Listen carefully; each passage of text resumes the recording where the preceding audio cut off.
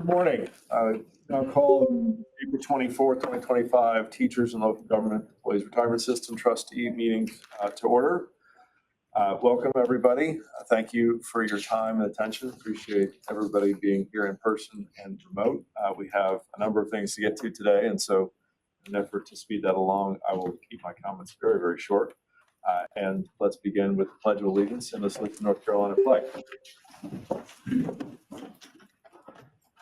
Pledge allegiance to the flag of the United States of America and to the republic for which it stands, one nation, under God, indivisible, with liberty and justice for all. I salute the flag of North Carolina and pledge to the Old North State love, loyalty, and faith. Thank you, everybody.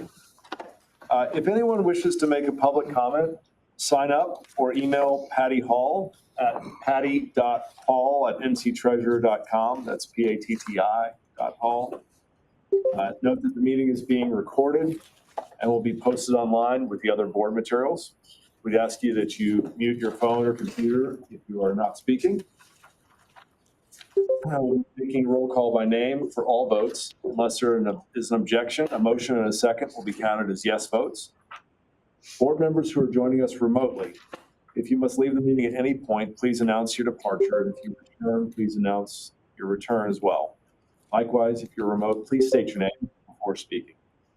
Finally, texts or other recorded communications between board members during the meeting, even on personal phones, are public records to the extent that they concern the meeting. We'll now do a roll call for attendance. With the State Board, Treasurer Meyer. Here. Mr. Winstead. Here. Mr. Ettinghausen. Present. Mr. Smith.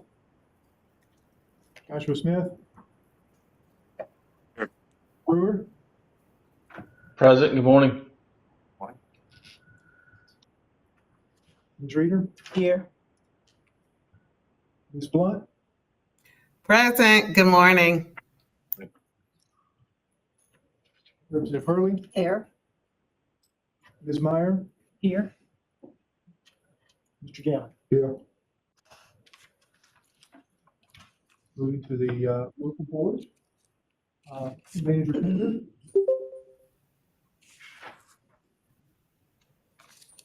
Manager Admiral Pender. Mr. Bobzine. Here. Ms. Certain. Here.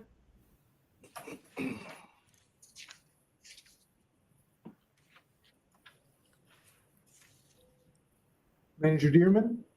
Here. Mr. Morse. Here. Mayor Vaughn. Here. Commissioner Thomas. Here. Chief Weaver. Here. Thanks, we have a quorum present for both boards. Wonderful. Thank you. Commissioner Thomas, welcome. Shaneka Thomas was appointed by the governor of the board of the local governor to the board of the local government employees retirement system and is replacing Matthew Calabria. Ms. Thomas, would you like to say anything? All right, then let's proceed with your swearing in.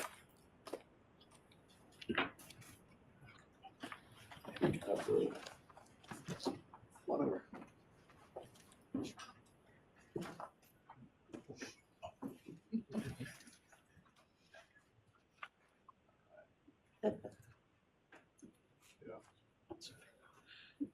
Scooching just so we're not hooked onto the chairs. Perfect. Thank you.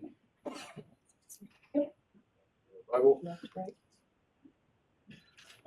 Do you, Shaneka Thomas, solemnly affirm you will support and maintain the Constitution and laws of the United States and the Constitution and laws of North Carolina not inconsistent therewith, and that you will faithfully discharge your duties as trustee of the local government employees retirement system? So help you God. I do. Thank you. Thank you. Congratulations.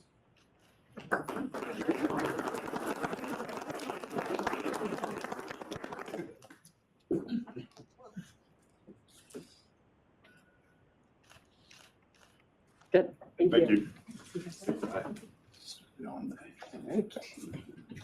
Okay. Thank you and welcome. Vernon Gammon was reappointed by the governor to the board, both the teachers and state employees retirement system, as well as the local government employees retirement system. Mr. Gammon's new term will expire March 31st, 2029. Thank you again for your continuing service. Thank you. You're welcome to say anything if you'd like. No, just glad got reappointed. It's an honor to serve on this board. Appreciate it. Thank you. Right. Over to ethics. Please take a moment to review the agenda. Does anyone present have an actual, potential, or the appearance of a conflict of interest in these matters? In the appendix, you'll notice the boards and commissions administrative procedure and abstention and recusal form, which is the internal DST procedure we will follow if a board member recuses themselves from an official action. The Ethics Act requires the board member to submit the reason for the recusal in writing, and the procedure provides a form the board member may use. If there are any questions, please contact the boards and commissions administrator or Tim Milton for assistance. All right, moving over to our agenda. Under first couple tabs, you will see our statement of economic interest evaluations. The Ethics Act requires that any conflicts of interest identified in the evaluations be recorded in the meeting minutes. These evaluation letters will be made a part of today's minutes to serve as a periodic reminder of those conflicts that were identified by the Ethics Board. Are there any questions on either of these? Okay. Let's move on to the consent agenda. The consent agenda for the teachers system first. Are there any requests from the state board to move an item from the consent agenda to the regular discussion items?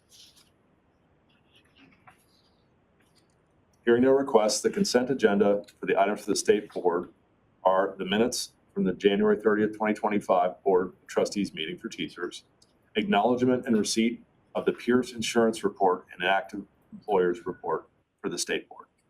Are there any objections to adopting the consent agenda? Hearing none, the consent agenda for the state board is adopted. Moving on to the consent agenda for the local board. Are there any requests from the local board to move an item from the consent agenda to the regular discussion items? Mr. Chairman, there is one correction to the minutes. I don't know if that would need to be moved out of the consent agenda, or if we could make that correction before approving the consent agenda. We can make that correction. It's just in the members present in person or via telephone. I was present in person, and the draft minutes indicate that I was present via telephone. Small correction. But we should get it right. So Just need to be able to prove where I was. Appreciate that. Chair, I have the same issue. Yeah, it was the same in the state also. Okay. We'll correct in both places. Yep. Thank you. Okay. I will not take that as an objection to adopting these as a consent agenda unless someone wants to correct me on that. Okay. Hearing no objections, the consent agenda for the local board is adopted. All right, let's move on to updates for the state and local systems. We'll begin with a compliance update. Patrick Kinlaw will present the policy and compliance update.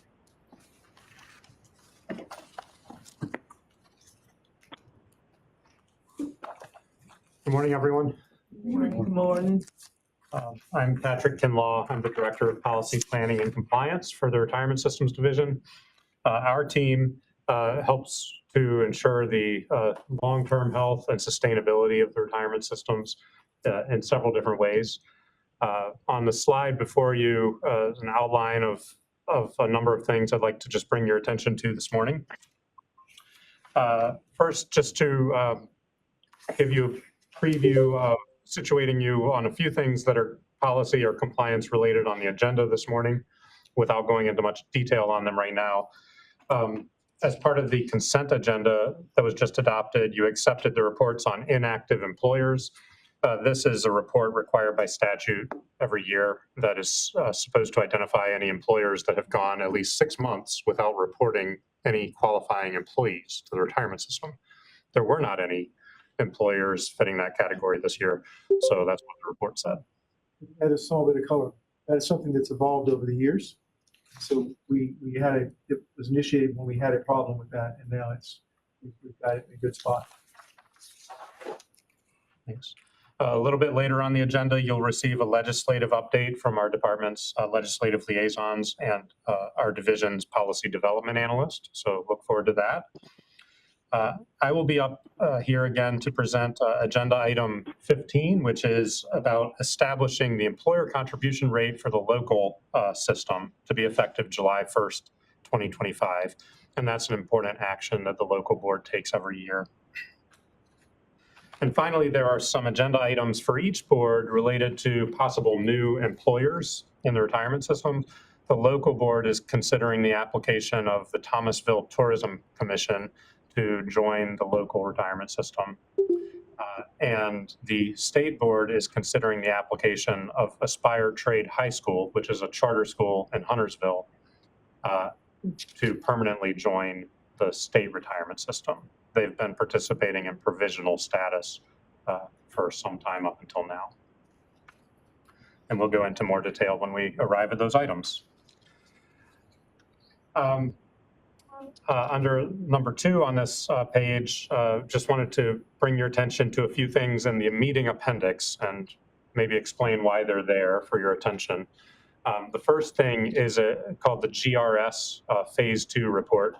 This is a report by an actuarial firm, Gabriel Roeder Smith, or GRS, that the state auditor's office has contracted to periodically review the work of your consulting actuary, Gallagher, as well as the work of Siegel, who works for the state health plan. And so GRS comes in every year and they review the assumptions, methods, and in this case, they're reviewing the processes used to allocate costs to all the different employing units that participate in the retirement system. And the good news there is that they found that the allocation methodology is reasonable and that it complies with accounting standards. The next thing in the appendix is a copy of a bill that has been introduced in Congress called the First Responders Retirement Parity Act. This was actually introduced by several members of North Carolina's congressional delegation. It has to do with a long-standing question that folks across the country have dealt with, which is whether nonprofit 501c3 fire rescue departments, whether their employees count as governmental employees so that they could participate in a retirement system like the local government retirement system here in North Carolina.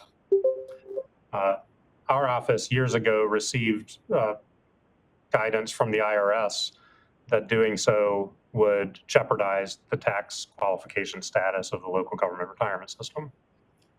Since then, the IRS has given some guidance about charter schools. They have not finalized any guidance that would relate to fire and rescue departments. So what this proposal in Congress would do is make it clear that those types of departments could participate in governmental defined benefit pension plans without jeopardizing the tax status of those plans. If that law passes Congress, then we believe there'd be no immediate impact on the local government retirement system, but the General Assembly and our office would need to work on laws and rules to create a process for the board to review each fire department or fire rescue department that applied for membership in LGERS. To put a little color on the history on this one, these agencies, along with other nonprofit entities such as the State Employees Credit Union, NCAE, and State Employees Association, were originally allowed into the retirement systems, TSERS and LGERS. And then in the 80s, early 80s, when the IRS started making rulings on nonprofit statuses, we had to pull all the nonprofit entities that were non-governmental, meet the IRS standards out. The General Assembly later came back in and said, well, we actually want you to put the nonprofit fire departments back in LGERS. And then we got the private letter ruling from the IRS that said that that wasn't possible. In fact, that became the national landmark. That was the landmark ruling from the IRS on that issue. and it is today unless this legislation passes. And so we received that about a week before 9/11/2001. So there were about 12 agencies that were grandfathered in to eventual legislation. But we were not able to add new ones. And so the legislature and a lot of departments wish to be added. It's a fairly robust debate. National Firefighters Union does not support this. Several other state pension plans oppose it. We are watching with interest because it affects us very directly, and we would look to shape the legislation that the General Assembly would eventually have to pass to make it look like the charter school language, the charter school entry processes that you'll hear about the teachers will be going through later and discussing issues on. So that's the kind of history and larger background. Did I miss anything, Patrick? I don't think so. Okay. Yes. So if the law doesn't pass and we're in violation, what is the impact to both the LGERS and TSERS system if we're violating IRS code? Oh, thanks for asking, John. So right now, these departments are not allowed to join the retirement systems. That's been the position for at least 20 years, possibly longer. If the law doesn't pass, in Congress, we would just have the status quo. But did you say we had some that were grandfathered in, that we do have some that are part of the local government? That's correct. There are a few. There's a handful of those. And they will remain whether this law passes or not? Whether this law passes or not, we don't see anything on the horizon that would cause us to have those employers withdraw from the retirement system. No. The General Assembly enacted legislation that required any unit that was allowed, that had been grandfathered in, to have a provision in their charter that allowed the local government entity with the largest contract to provide, to obtain fire service from them, to have the ability to remove more than 50% of their board of trustees. In other words, gave an argument for governmental control over those entities by the contract, sorry, fire service. There's never been an IRS test of that. No one's challenged it either.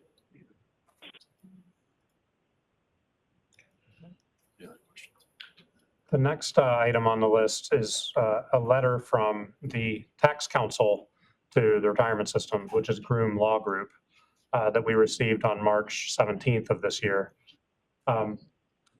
It's about a bill that was introduced in the General Assembly, House Bill 106, which is titled Revive the High Need Retired Teachers Program. The purpose of our bringing this to your attention today isn't to single out that particular bill. That particular bill is one of several, between 5 and 10. Sam is holding up 7, I think. I need new glasses. But 7 that have been introduced along the lines of loosening the requirements for retirees from our systems to be able to go back to work for employers in the retirement system without having an impact on receiving their retirement benefit while they do so. Right now, as you may be aware, there are a complex set of federal laws and state laws that are meant to comply with the federal laws that provide certain restrictions on that situation. They do not tell anyone that they're not allowed to go back to work. It's just that if they do, there may be an impact on their ability to keep receiving their retirement benefit while they are working. The point of showing you this letter is, I guess, twofold.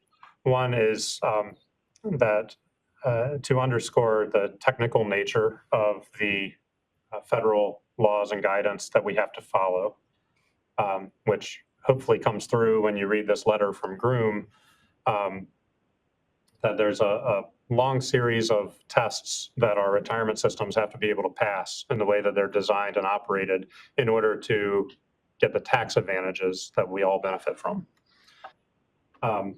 And in this particular area of retirees working, there's a particularly complex set of tests, and some of them are probably very familiar to you, but in what's called in-service distributions are not allowed before certain ages. You're not allowed to receive a retirement benefit unless you've actually had a bona fide separation from service with no prearrangement to come back. And that's just a few of them. There's a series of rules that have to be followed. So the technical nature of that hopefully comes through. The other reason for sharing this with you is that some of these proposals, when you look at them just from a policy standpoint, they may seem or sound like good ideas. And so this is to explain to you why our department is sometimes in the position of having to work to correct some things in it or even oppose it in some cases, because we need it to be workable so that we're following federal law. In this particular case with House Bill 106, our legislative liaisons were able to work with folks in the General Assembly to make it workable for us. But that's not always true in every case. I think the board might benefit from a quantification of the penalty, prospective penalty for getting this wrong. Yes, so as a principle, we do not want to get on the wrong side of the IRS. so that's a bright line we have. But in terms of the possible penalty that could be assessed, some of it, I've never been in this situation before, but my understanding of the process is some of it depends on the plan sponsor, in this case, the state, how much you're voluntarily correcting the problem. There's a voluntary filing process, a voluntary correction process. And if you do that, the IRS will work with you on, there still be sanctions. If they find that they really have to, impose financial sanctions, my understanding is it can start with 1% of plan assets, which, when we're talking about $100 billion in the retirement systems, that's a lot of money, obviously. So, we just don't want to go there. They also have the ability to remove our tax favor status, which means all employee contributions within the tax system. They've never done that to a large state plan, but they have done that to smaller plans. It's called losing your tax qualification. Because mostly a large plan like us would generally follow the voluntary compliance program. One approach we've taken, and in fact we took with House Bill 106, is to encourage the legislature that if there's a question, let's have it work in such a way that we're able to obtain guidance from the IRS on whether it's okay before it goes into effect. Give us a little time to do that so that we're not in a position of implementing something that's questionable and then finding out it was wrong.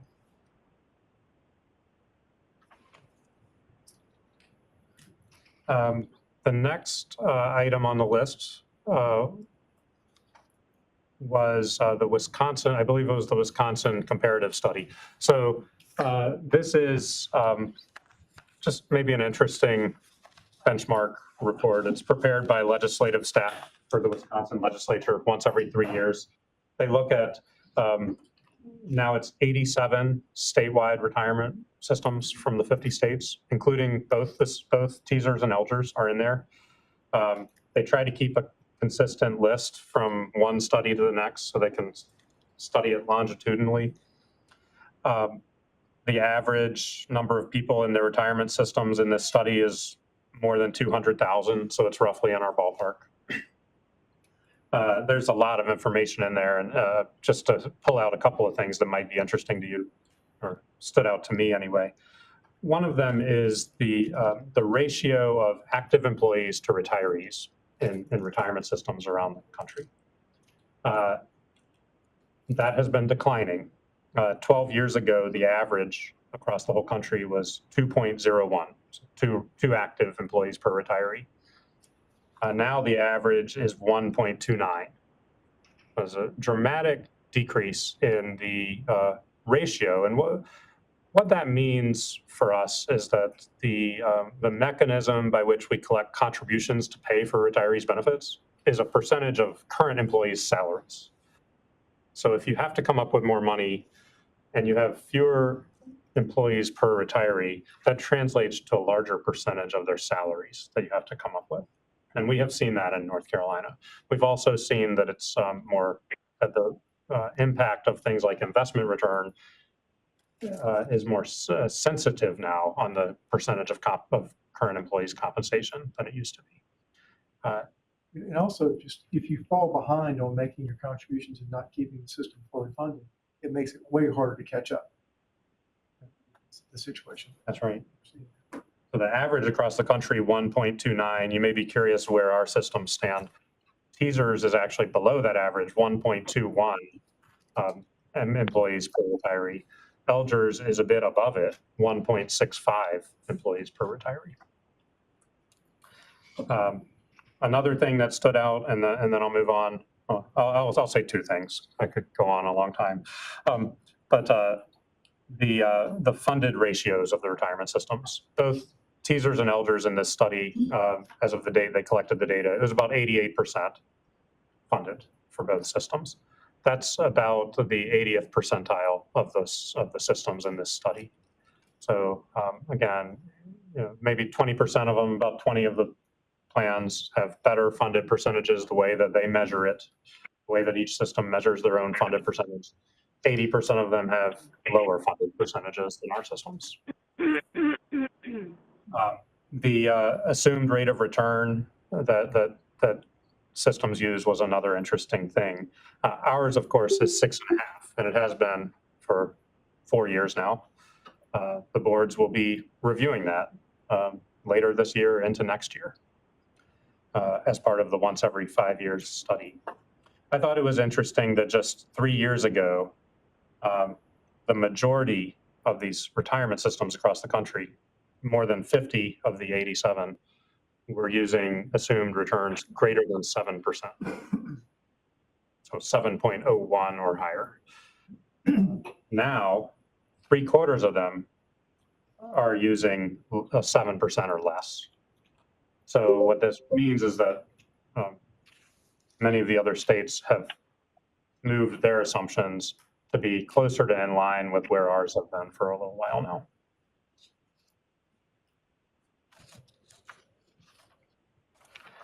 I believe the next thing on the list was a judicial decision. And this with the understanding that I'm not an attorney, we do want to provide both boards with an update on an important judicial decision that was issued recently. And we do have attorneys here in the room who can address any questions that can be discussed in open session about it. On April 4th, a 3-judge panel in the U.S. Court of Appeals for the Fourth Circuit issued a unanimous published opinion affirming the dismissal of a retiree's constitutional claims against members of the TSERS board.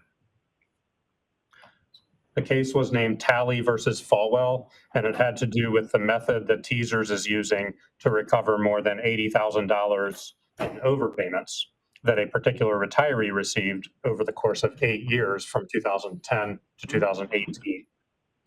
TSERS has been collecting the overpayment by recouping a portion of her monthly benefit, which means retaining that fraction of her monthly payment in TSERS rather than paying it to her.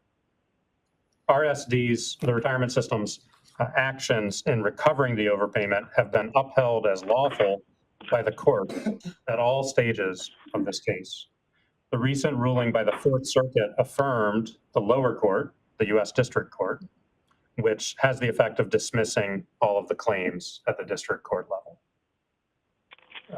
We have discussed overpayment recovery processes with these boards several times in recent years. We understand that these are sometimes difficult and sensitive situations for retirees, and we will work with them on any repayment plan that they propose. But we do have an obligation under state law to pursue recovery by all lawful means available. And to highlight that, I'd just like to quote a few sentences from the three-judge panel's opinion near the end of it.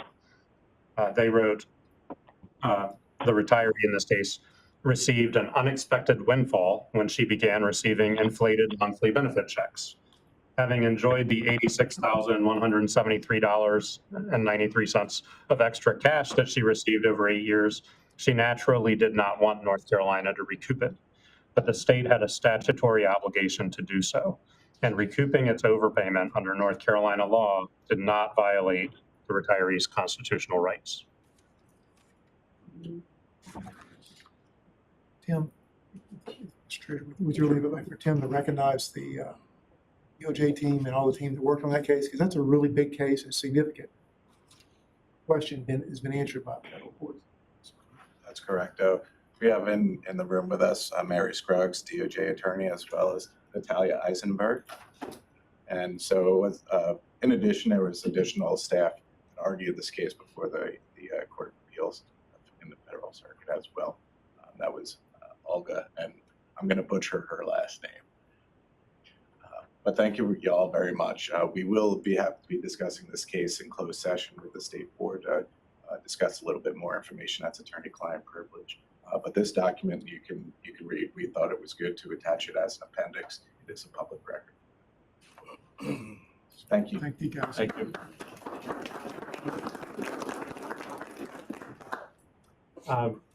Finally, just a brief summary of some upcoming activities you can expect in upcoming board meetings to prepare you for that.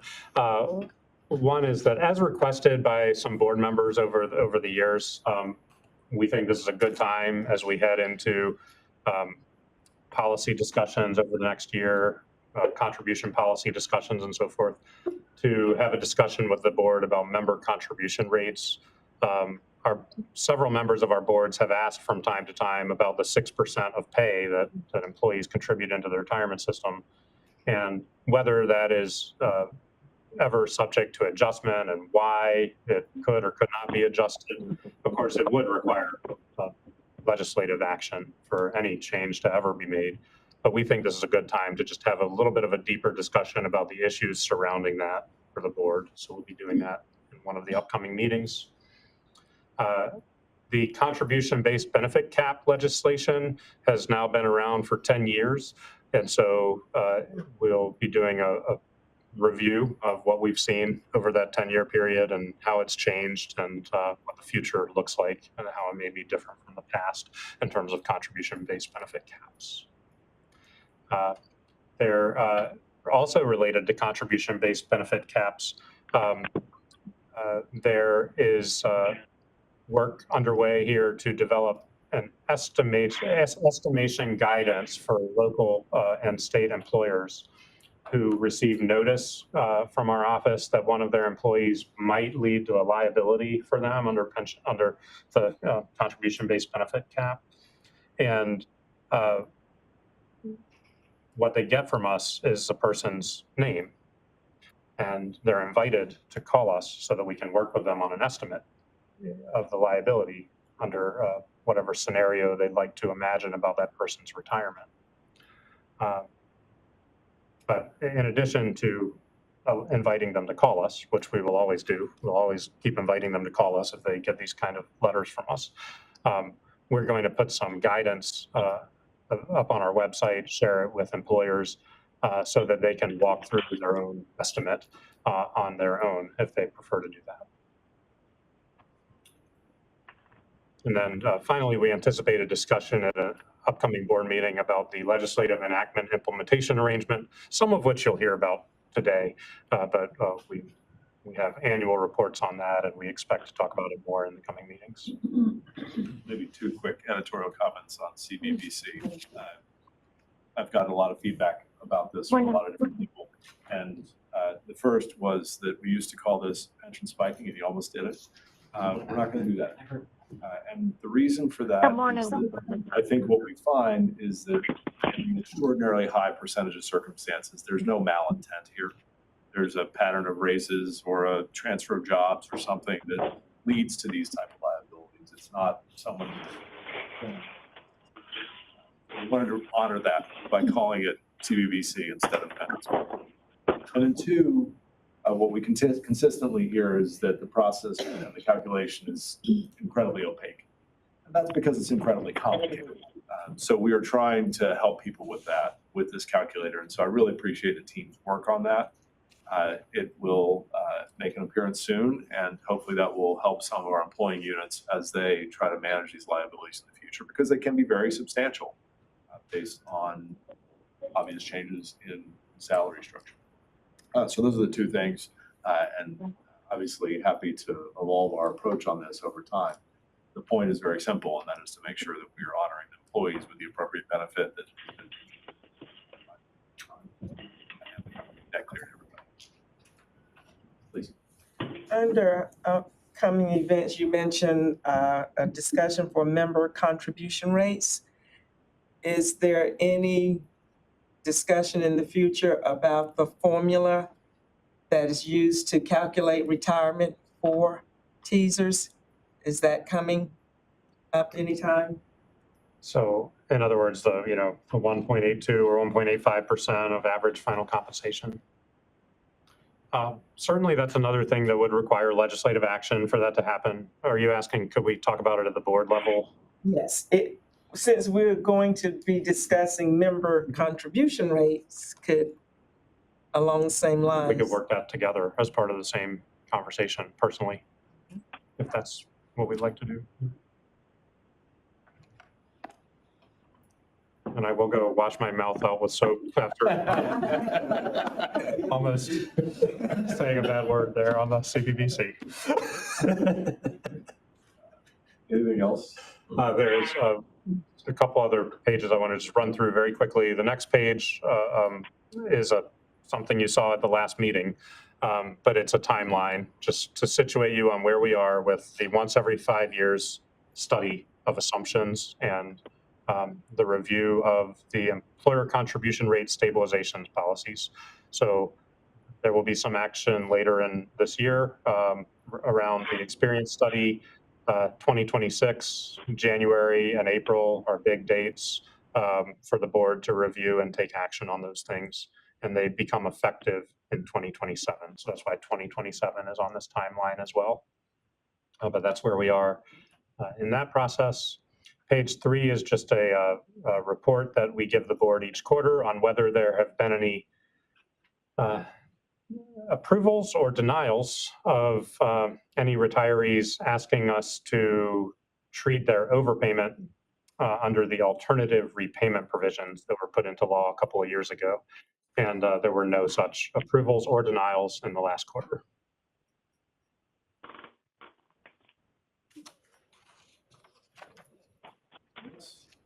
Thank you, Mr. Kemp. Okay, thank you. All right.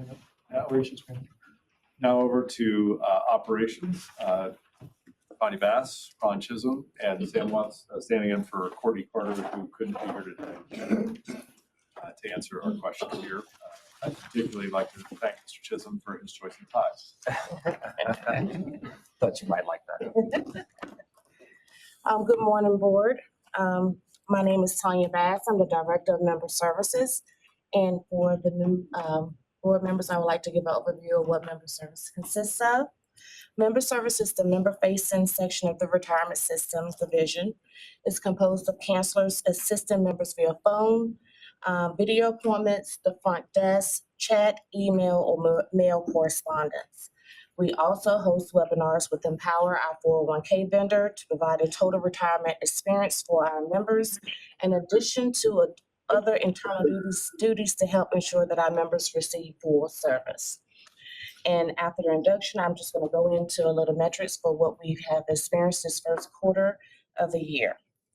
From January to the end of March, we have conducted over 106 counseling sessions, 63 webinars with over 1,500 attendees, responded to over 900 chats, and assisted 848 visitors at the reception desk. The volume of appointments have been consistent, but due to the workload in email, callback and high-level inquiries, we began to offer morning appointments only or afternoon appointments to free up the remainder of the day. This allowed us to still offer appointments and utilize staff in other work areas as needed during this peak season.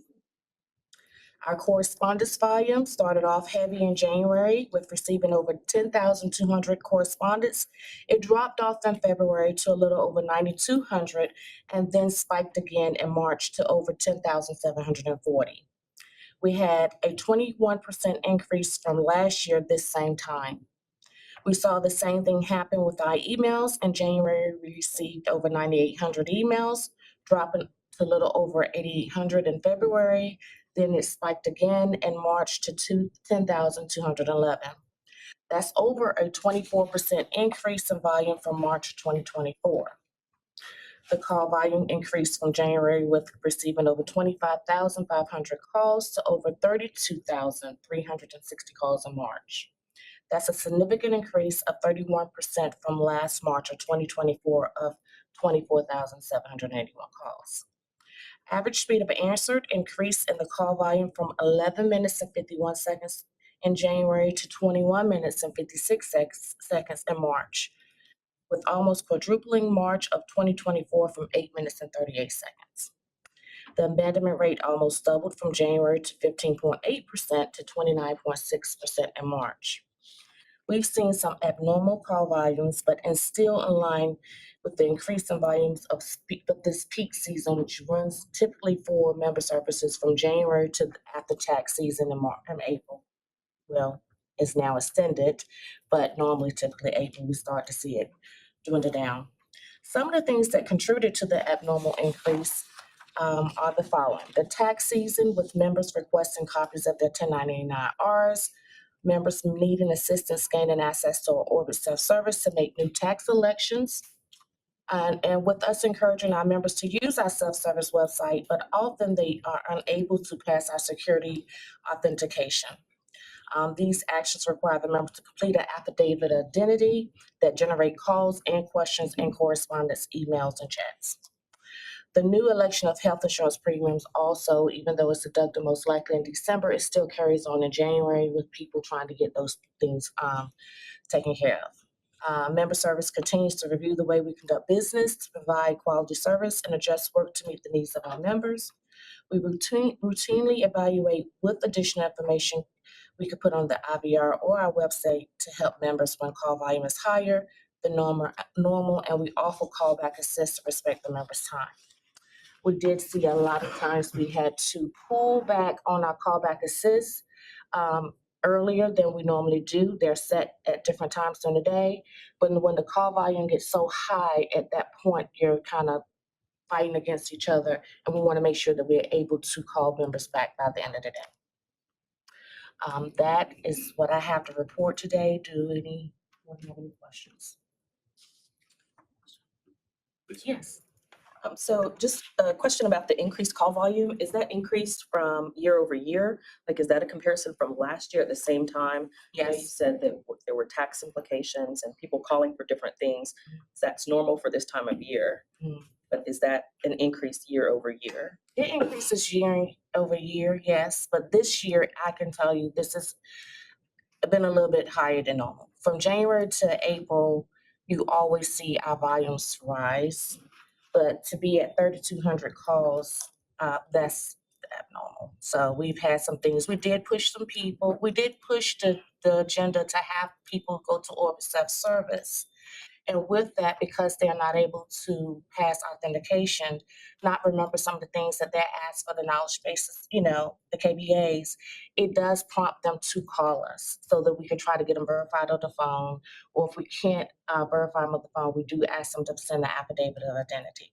That did spike because we did have the initiative to now put KBAs on new registrations. So anyone entering into the system or retirement system, they are not going into Orbit for the first time, they have to go through KBAs. Then we also pushed the initiative to have, I think it was, we pushed the initiative for people that hadn't been in the system for 24 months, was it, Sam? 24 months that they had to also go through KBA. So these initiatives did drive call volume, but it was kind of like all in the mix of the first of the year too. So that. And my second question, you were talking about the security authentication KBA. How often are we, I guess, teaching or helping people understand how to do that so that it is not increasing the call volume? Just wondering what we could do to make the security authentication more user-friendly. And maybe that's a training or a learning on the member side, so that it does not continue to increase call volume. Correct me if I'm wrong, but I don't know if we can educate them anymore because they are mostly demographic information about themselves. Mhm. So it's based on the questions that they send them that they come be presented with. And we have identified that some of those questions may need to be tweaked because some people may not remember the street they lived on 5 years ago, stuff like that. We are aware and actually in conversations right now on what we could do to, streamline that, get that better, to have more people have a success rate than fail rate, because we do understand that that is backlog and, people getting into the system, as well as it is increasing our workload here as well. So we want to make sure that it's less labor intensive for us as well as more, accessible to the members, because the self-service is for them to not have to be talking to us, and they could look at it at 12 o'clock at night if they want, but if they can't get in, then it's not productive. So we are in conversations right now on what we can do, working with IT as well to see if we have any other product that we can use versus than what we're using now. But in regards to what the member can do, really nothing. Thank you for that. So I'll just add a little bit Sure. of color on that because it's important. It's been something that's driven a lot of angst inside our team this year. So far. Our failure rate for people passing the knowledge-based authentication is about 17%. We think that more realistically, we would be better around below 10%. So we think that our questions are probably a little too hard. But we have to be very careful tweaking them because we have a limited amount of information that we have that's native inside the Orbit system. We're heavily dependent on what our vendor has on each person. Mhm. And so we have to strike a careful balance of not making it too easy to pass KBA, because then someone could get a refund from someone's retirement account and we never know it. So that's a balancing act. We're working through that with the vendor, as Tanya mentioned. We're also looking at alternatives because KBA it's still relatively new to us, but it's becoming the old technology as newer things are replacing it. We're looking at whether we can also, we're evaluating whether we can have for the active members, have the employers help us with the authentication when someone forgets their password. The employer vouch for somebody. We're also looking to see if we can adjust other certain populations, such as if someone has a withdrawn account, we simply don't let them have an service account, which would take out a lot of openings for fraud. We're looking at that and any number of things, but it's definitely top of mind to us. Thank you. Good question. And please forgive me because I feel like I should know this. Are the W-2s available in Orbit? And W-2s for disability subsistence, yes. And 1090. Okay, And 1099 hours, yes. okay. Do retirees have the option of getting theirs online or through the mail? Yes. Okay, And most of the time, they're available on Orbit Self-Service before they go out in the mail. And we do a campaign initiative in regards to putting that information out there on our website as well as our IBR. So why the high volume? Because a lot of times that's the time people change their tax elections, or they don't want to go on Orbit to get it, or they moved and update their address, and so they didn't mail it, so they're calling us.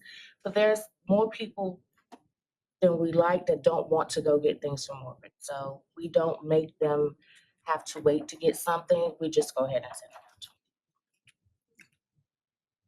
But yes, it's there. It's an Orbit self-service before it's even mailed. So it's a personal preference, I guess, is the diary. questions? Any questions for Tanya? I'd like to say thank you. It having just been Easter, I'm reminded of the saying, you don't build church for Easter Sunday. And our challenge really around this is that we have an extraordinary amount of volume. And we don't really know if that is indicative of the future or it's a one-time thing. And so we got to be very careful not to build this for Easter Sunday, so to speak. That said, we're not where we want to be. We know that. And this team has worked day and night to try to solve that problem. So we're mindful as ever of security as our first challenge. And then second challenge is making sure we're where we want to be in responsiveness to our members. So I appreciate your team's efforts. Appreciate your team dealing with the break-in downstairs. I understand that you're finally in a position to make that secure today after 3 months. So I appreciate all your efforts on all of it. Thank you, I appreciate it. Next. Go to Ron. Good morning again. My name is Ron Chisholm. I'm the Director of Benefits Processing. And for our new board members, just a background on who we are. Benefits Processing is comprised of 3 sections, including retirement processing, survivor benefits processing, and disability and refunds processing. Each team has between 25 and 30 employees responsible for processing tens of thousands of these requests each year. During the first quarter, the retirement processing team saw our turnaround times decrease to around 23 days. This was due to member applications returning to our normal monthly levels of around 1,000 requests per month. The team was also able to achieve a 99.8% paid on time percentage for members who got their applications to us 60 days in advance of their retirement. So we're proud of that. We're forecasting that the processing times to increase during the next 4 months as we've started receiving thousands of applications for our July retirements. Generally, July is the month when all our teachers decide to retire. Traditionally, it's been our busiest month. And as of this week, we received over 2,700 applications for July retirements.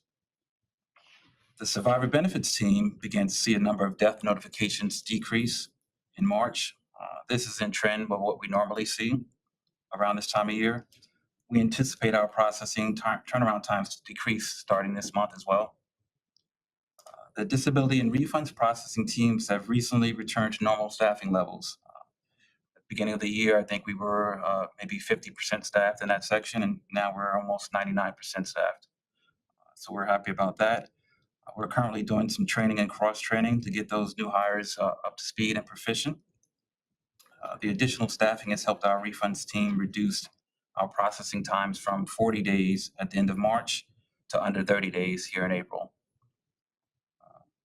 As a matter of efficiency, we continue to focus on areas to improve the service we provide to our members. We're in the beginning stages of replacing our current legacy workflow system and replacing that with a new, much improved image document management application.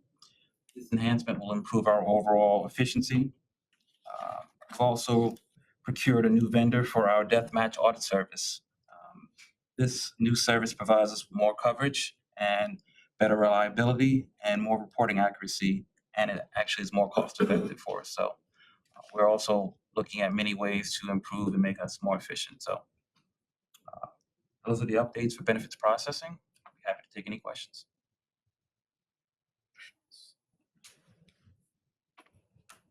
Thank you. Thank you. All right, I get to follow the king of cool, Mr. Ron Chisholm, and channel my inner Courtney Carter, our Director of Payroll Services.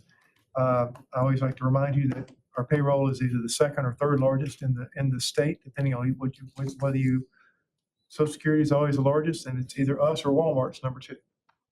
Then the university system is behind us. So payroll is about $500 million a month. Payroll team manages the $500 million payroll consistently without fail with 8 analysts and 1 team lead. And they'll do a monthly and a supplemental each month, overpayments, manage health insurance changes, and manage beneficiary designations with just that small team. Employer reporting, is the money coming into the system. We've got 6 analysts, 2 team leads, working every month with employers across the state, answering inbound questions. When you call the call center, you hit the employer line, you're really coming over to the employer reporting team. We also do we assist the Tanya's team in training employers when they need training on how to use our systems. We are in the middle of updating the employer reporting system, and that was one of those things that for years we kind of walked around that and said, boy, we're afraid to change that because that affects every agency in the state when we change the payroll system. But we're in the middle of doing it, and we've been notifying folks that systems will change and they'll have to report some things differently. We did get to notify an agency this week that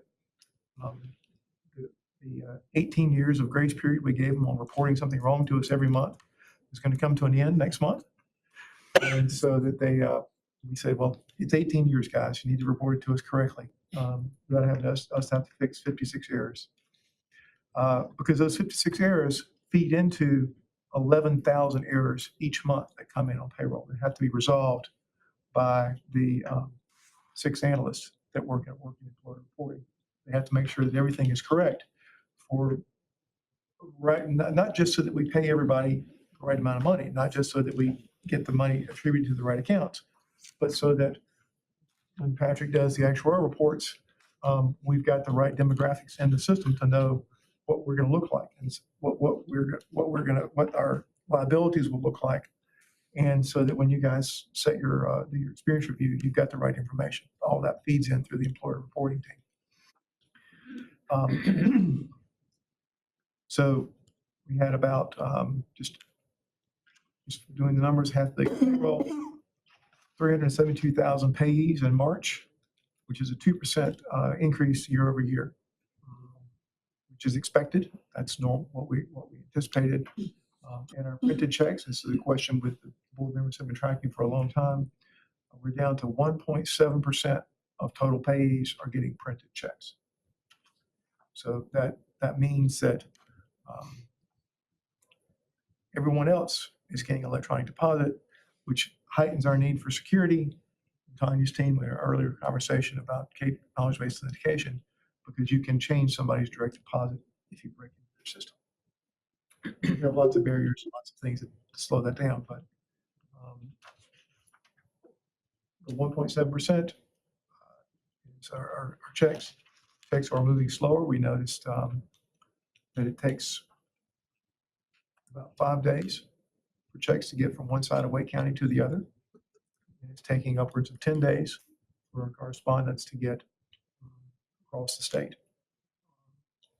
And so we've recently had to relax some of our standards to reissue checks because the mail is going so slow. We do have an increase, and it is seasonal in tax questions this time of year. But we had a tremendous upshot with that mirrors what the upshot that Tanya was seeing in the call center from members directly. This is coming through the employer lines. Happy to take any questions on employer reporting on behalf of the board.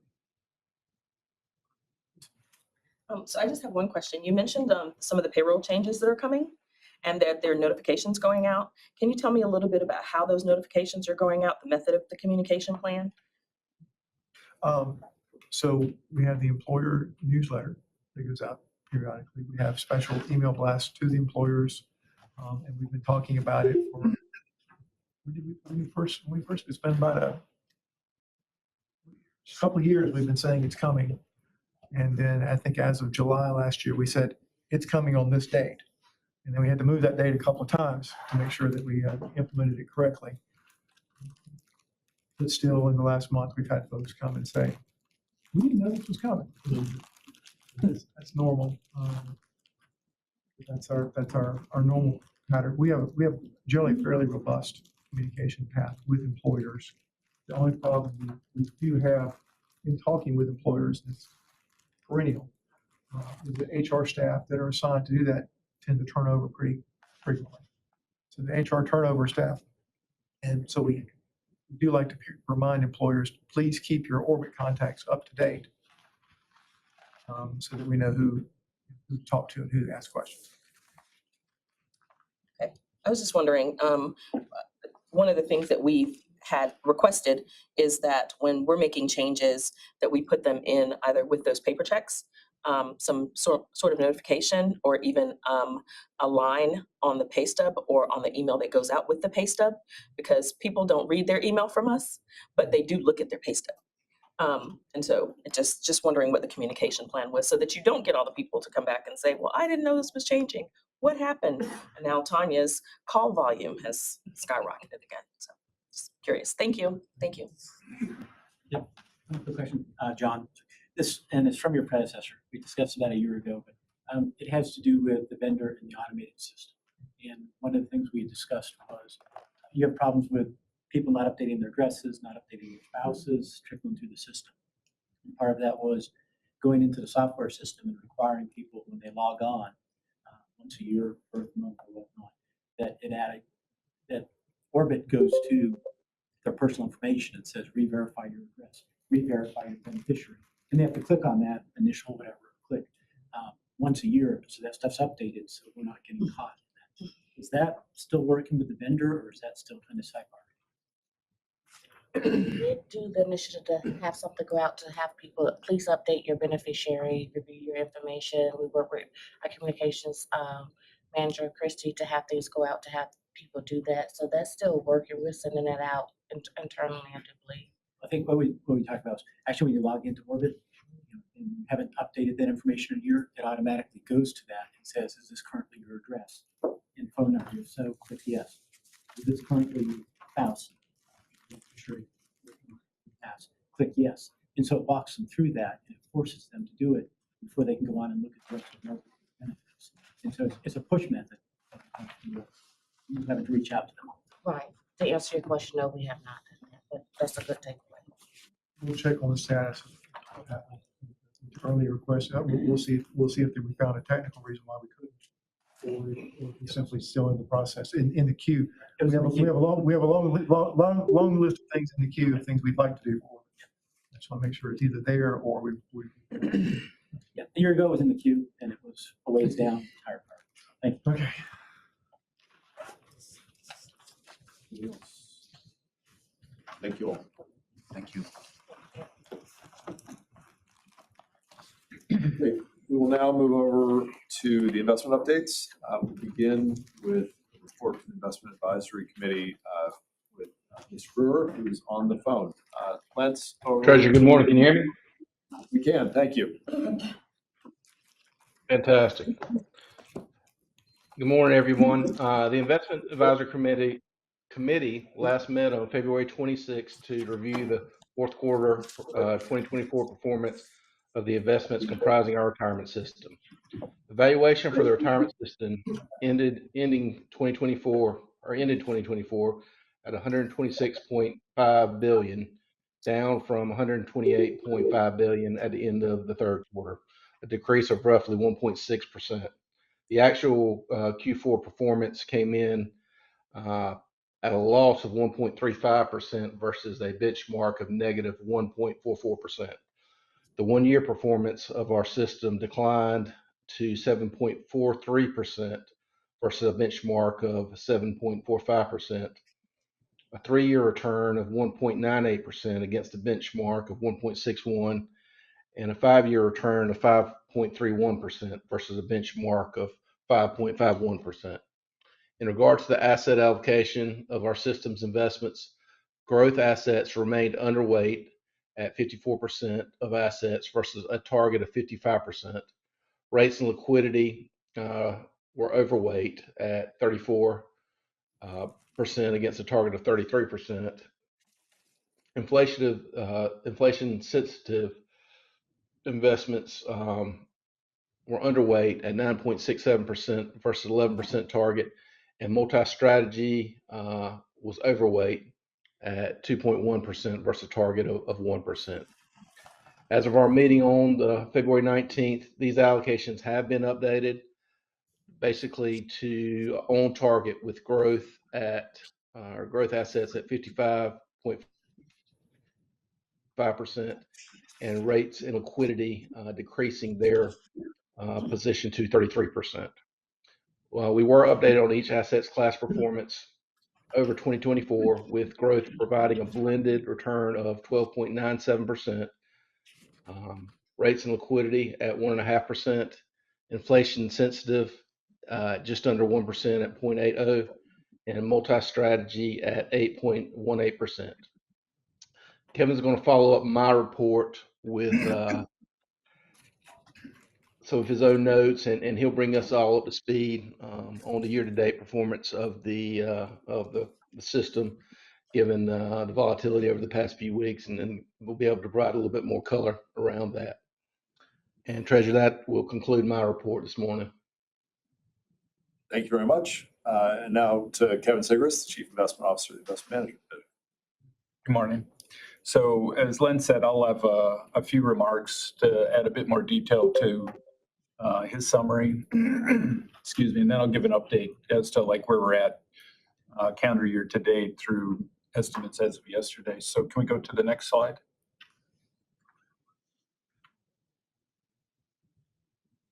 So the IAC meeting, we covered the initiatives that the Investment Management Division has going through 2025. First one is rebalancing. So we're following a three-phased approach to utilize some of the excess cash that has built up in 2024 and prior years. So far, excuse me, so far we've used about 25% of the cash in the first rebalancing. And it went from cash to fixed income, so very high quality bonds that we invest internally, as well as equities. And we're taking the next phase to the Investment Advisory Committee at the end of May, and we'll talk to them about some other uses of what is still a significant amount of cash that we'll deploy over the next 1 to 2 years. So it would be in areas like real estate, private equity, below investment grade bonds, things like that, areas where we think that there are some good, relatively low risk opportunities to earn returns at the level of the actuarial assumed return or even a bit higher. So again, as we've talked about before, we've been somewhat under risked in the last several years. And the idea is to move the risk up a little bit, but not by a huge amount. And then in the current market environment, of course, we need to be very kind of cautious and careful, which I'll get to, what we've been dealing with recently. The third phase of the rebalancing will also involve these boards, because it's going to come out of the asset liability study that we'll conduct over the balance of this year. So if we can go to the next slide. This is a schemata of kind of the key dates and activities that will follow with the asset liability study. So the goal of the asset liability study in a nutshell is we're trying to find a improved asset allocation. So allocation to bonds, stocks, real estate, other asset classes that will get the plans to full funded status over a reasonable time frame. So usually we're looking at 10 to 15 years, sometimes a little bit longer.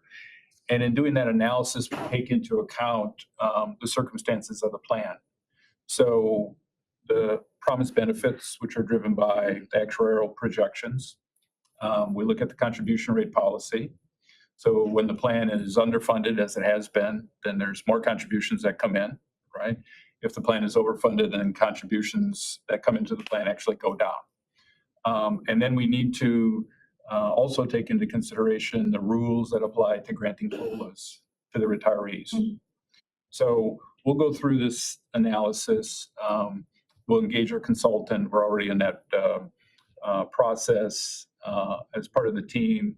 Patrick will participate, thankfully, given his knowledge of the actuarials. And we'll connect with Gallagher as well, because they need to provide all of the information. In the fall of this year, we'll start to get the preliminary experience study information, and that'll get factored into the study. And then we go to the Investment Advisory Committee in November with our first set of recommendations and analysis to show these trade-offs. So it's always a trade-off of how much investment risk do you want, and how does that impact the real risk, which is the plan is underfunded in the future by an unacceptable amount, and/or the COLAs that are granted over time don't keep up with what is reasonable given the cost of living in the real world, right? So we'll show these trade-offs to the Investment Advisory Committee as we look at different asset allocations and then make our recommendations. In January, these boards meet, and then that's the annual cycle for you all to approve, or whatever that cycle is. Sam knows better than me. The recommended actuarial assumptions will be approved by the boards. Then we'll come back, we'll do our analysis to the extent that things change materially in terms of the assumptions, and make any tweaks with the Investment Advisory Committee in February. So that's our process going forward. If you go to the next slide. One of our other initiatives is around governance. And so there's a couple components. One is every 4 years, the department has a engagement with an independent consultant. They come through and look at all of our operations, the administration of the investments, our policies, and they look for any control weaknesses or any differences, gaps we might have to best practices. So we're doing that this year. They report to the treasurer and the investment advisory committee any of their findings. And then we have a key piece of legislation, which is the 2025 Investment Modernization Act. The objective is to improve the performance over the long term by adopting, ensuring that we have continuous improvement, and we're adopting best practices, both from other public pension funds as well as from the private sector. If you go to the next slide, I'll just kind of quantify what we're trying to solve for. So this is our performance over 5 and 10 years in the left-hand channel, part of the slide, comparing us against large public pension funds.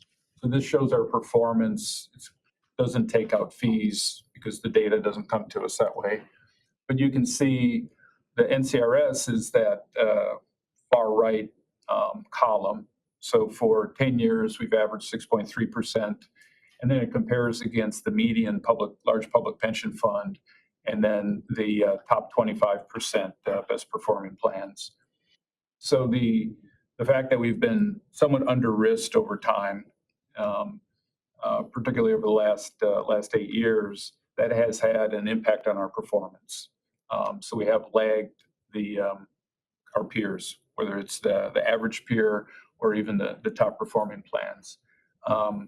Sometimes for folks that don't live in the world of annualized investment returns, it's better to look at that other chart on the slide, which is on the right-hand side.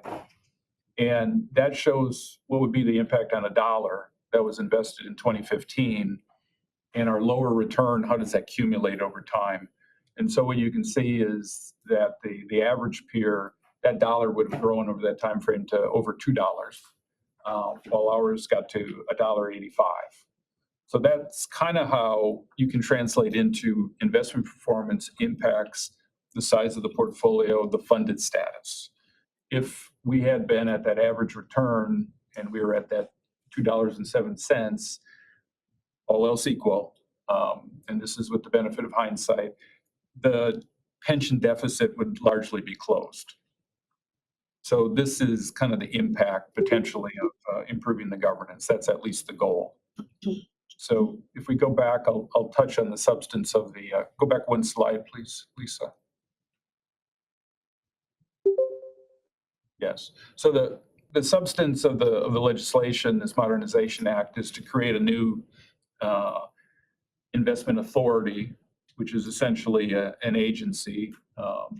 It's the investment management division currently, would largely go into the investment authority, and then it would have its own board, an independent board, which would have 5 members, treasurer as the chair, with appointments by Senate, House, governor, and then the treasurer also has an appointment. The idea is to have very high professional standards for members of this board. So in the statute or the the bill that's progressing. It would be 10 years of successful management and the investment programs for pensions, endowments, foundations, things like that. So we're looking for folks that would be on this board that would be investment experts. The treasurer has the kind of last say as to whether the qualifications are being met. So that creates a nice balance and continuity with the historical programs. The terms for the board members would be 6 years staggered to ensure continuity across changeovers through the election cycle, whether it's the treasurer, the General Assembly, the governor. And then the board would be primarily focused on the biggest picture matters, policies, approving major contracts, the largest investment transactions. They would approve the budget, the head count, so that there's adequate staffing, both numbers, quality of team, expertise, and so on. They get to hire, and I don't know why it's always hire and fire. It sounds so negative for the chief investment officer. But, and then the board would also have an obligation to recommend to these boards on an annual basis the actuarial assumed investment return. And so the thinking is, once we get the asset allocation set or updated, then that leads to a different set of investment return expectations that would inform then what this board takes up along with the recommendations from Gallagher on the assumed investment return. So it'd probably be a range that we would provide that we think is reasonable based on our asset allocation and what we expect to come out of the investment capital markets. The other major component is an update on the statutory limits. So currently, and for many, many years in statute, we've had caps on our major asset classes. So a cap on real estate, a cap on stocks, and each of the asset classes basically. So to make the organization more nimble, to be able to react to what's happening in the market, changes in interest rates over time, things like that, those limits largely go away. What's left for limits are, there would be a minimum of 20% at all times in the highest rated, highest quality bonds. So these are US Treasuries, corporate bonds, and some mortgage bonds. And then a maximum of 40% in illiquid investments. Because again, our fundamental purpose here is to ensure that we're always able to pay benefits now and in the future.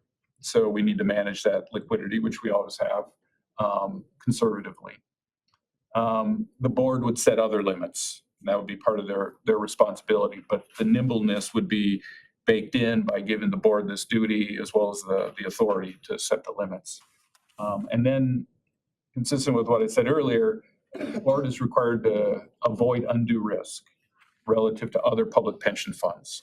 So there's room to add some risk, but we still want to be a low risk portfolio and investment program, which has been the case for many, many years. I can pause there. Any questions? Any questions about this act? Please. Thank you. I've been reading a lot lately. And I understand we have around 127 billion in the retirement system. And now we're at 16 billion in the deficit. Okay, that's what I have the headlines here. And I know it's $1 billion if we give 1% COLA, period, to retirees. How much do we pay out every year to retirees? Payroll, we know that.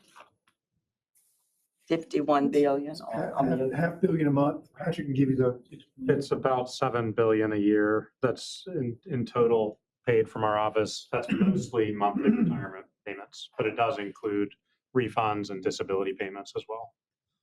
and I'm just numbers because I don't know all the actuarial stuff at all.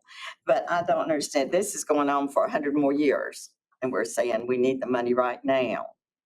And we can't look after our retirees because we have to have all this money in here all the time. Is that correct? So maybe I'll take a stab at that. I'm asking that right? No, I think I know where you're going. So we send out about $7 billion a year. We receive about $4 billion a year. And so that $3 billion is how I think we think about the money that we need net. So $3 billion divided by 125 is not a lot.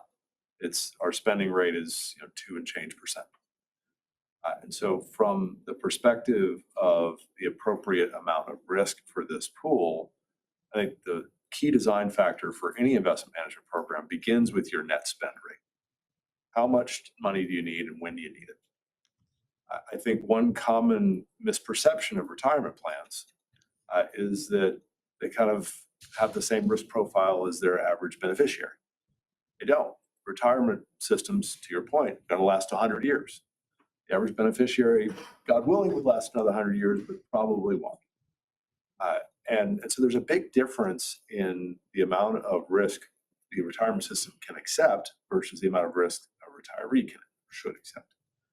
So we're trying to manage to a risk level that respects that net spend of 2.5% or so. It doesn't go beyond other state pension systems because we don't think we need to do that. This is a very well-managed state fiscally, and the legislature has appropriated aggressively to close the pension deficit, which we very much appreciate. In the Senate budget, they again fulfill their responsibilities, which again we appreciate. And so it is a nuanced conversation that begins with that net spend that I think this proposal gets us to a better place on over time. Did I answer your question or did I miss it? Well, pretty much, Okay. yeah, but I just don't understand why, when retirees do put all their time and trust into the system, and then they retire, or we retire, they don't, they're forgotten, seriously, mainly. And I am concerned about it because the cost of living and everything that has gone up. And every year, just about, tried to get a 2% COLA and could not. And I am concerned about that. And I just want that to be considered, and because we are dying out quickly. And more and more, I lost 5 classmates in 1 month. So I know we're dying out pretty fast now.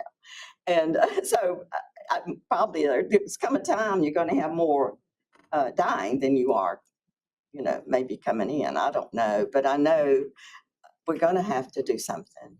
And probably, I know we paid 77% in when we did the legislative retirement. So there's going to come a time that probably more of their money will be invested as they go. But I do think we just got to look at this and do something more than. At the risk of editorializing, there are only really 3 levers in these pension systems to make them balance.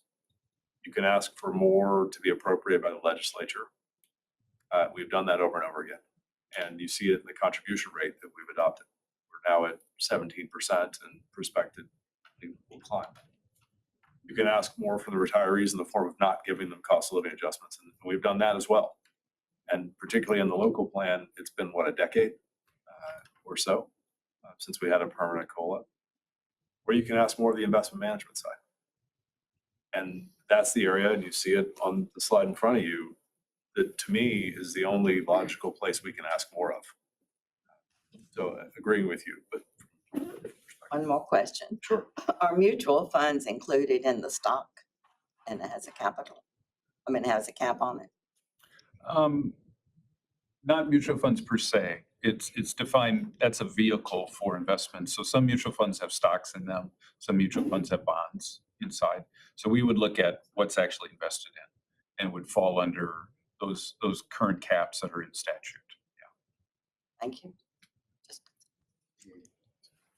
When you made a statement just a minute ago that we have 7 billion going out, 3 billion coming in, the 3 billion that's coming in, is that including what active employees pay and the interest from the investments or not? No, this is outside of the investments. This is employer and employee contributions in. Okay. And then beneficiary payments out. Is that number? Then the investments are separate. Okay. And that's how we make up the 3 billion difference. the investment program.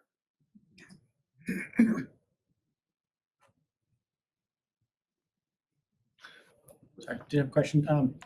In the past, we've talked about the state treasurer being the sole fiduciary for the investments. In creation of this board, as the chair, are you still the sole overseeing, or is that fiduciary responsibility spread amongst the 5-member panel? It is distributed across the 5. And I think that is the right approach. I will tell you, we have had some volatile days of late. And it was a lot of money. As a percentage, it's not a lot, but we've had days where we've lost over $1 billion. And that is extremely emotional for a sole fiduciary to sit there and say, I've lost the state $1 billion. That's hard to deal with. Now, the fortunate news is the next day we've made a lot of that back in many cases, so that it makes it a little bit easier to take. But I think what vesting that fiduciary power across multiple people does is allows the program to be more deliberate in its approach to some volatile matters. And I think that allows us to benefit from higher long-term returns, which solves a lot of the other problems that we've been talking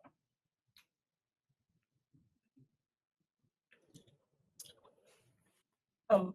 Just curious, well, I'm looking at the slides, it talks about the diversification and the high quality bond performance benefited historically. And then you mentioned that we're under risked for a number of years. And so I'm just wondering, do you think that that's being under risk, is that providing a buffer for the current extreme market fluctuations? You know, you were just mentioning losing $1 billion in a day.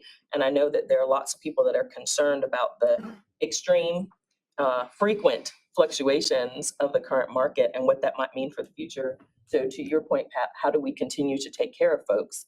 And what are we doing maybe to provide a buffer outside of the normal diversification of the portfolio? Yeah, if we could go to the last slide, that might be helpful for everybody to see. And then I can give the update and answer your question at the same time, hopefully.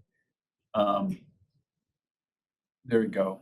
So this shows performance through March, and then I give you an update as to where we are estimated to be as of yesterday's close to the financial markets. So as of yesterday, we were at about a little north of 125 billion in the combined retirement systems portfolio. That compares to year end of 126.5. So we are down a bit relative to that.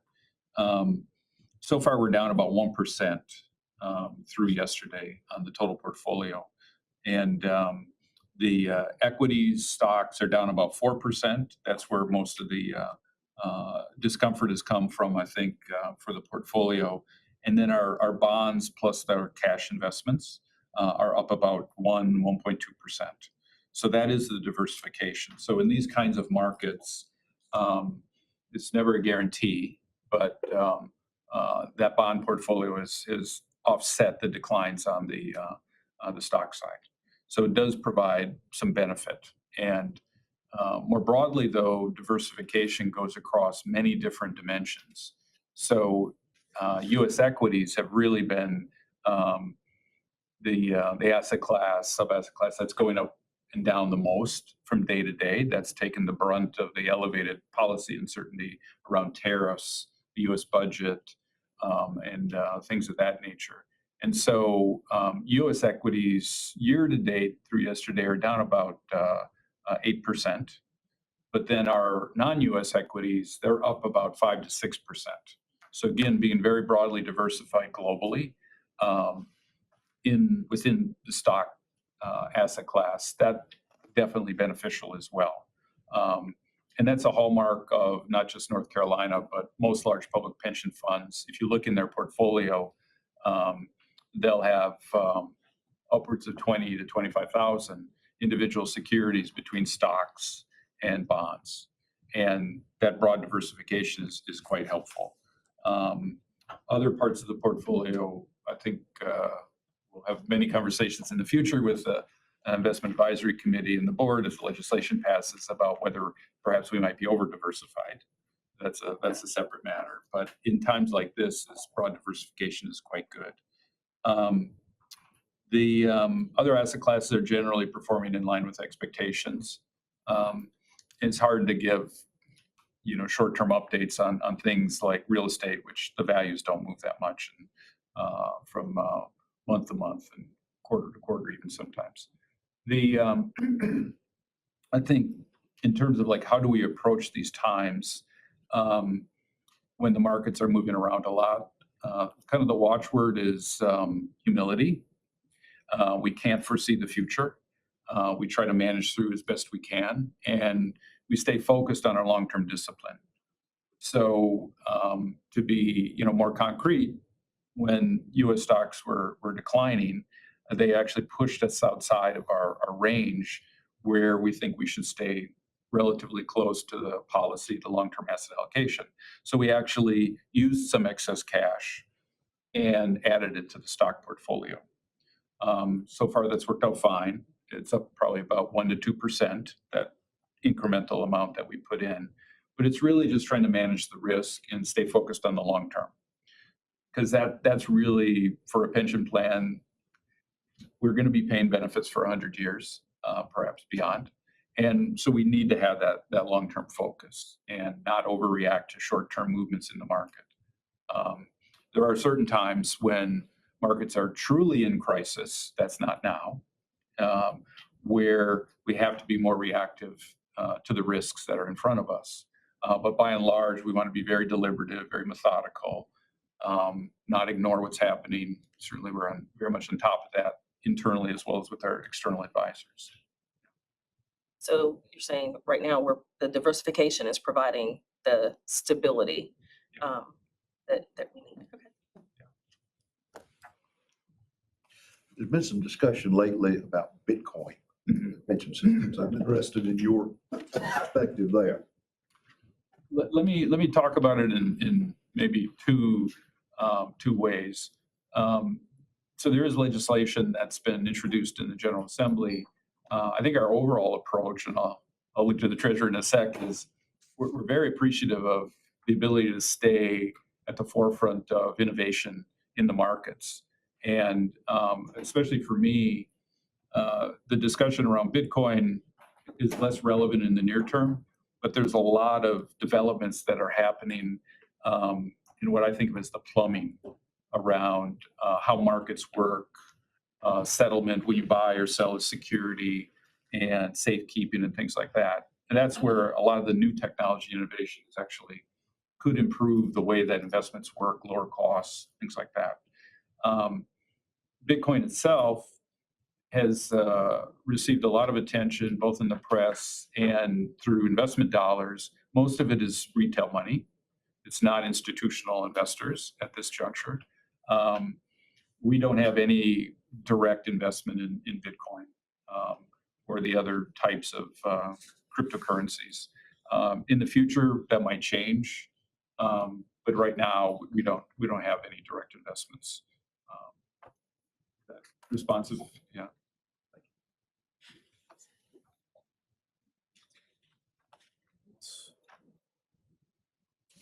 Okay, thank you.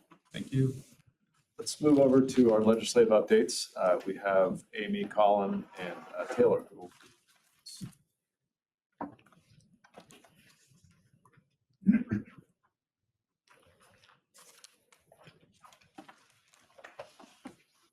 Thank you. Hi, thank you. Good morning, everyone. My name is Amy Oth. It's an honor and a privilege to be with you this morning. I think this is our first meeting as the new legislative team here at DST. We have had some big shoes to fill in our colleague, Sam Watts, who did an outstanding job for many years, wearing multiple hats. So we're glad that Sam is now able to just wear one teeny tiny hat of helping run the Retirement Services Division.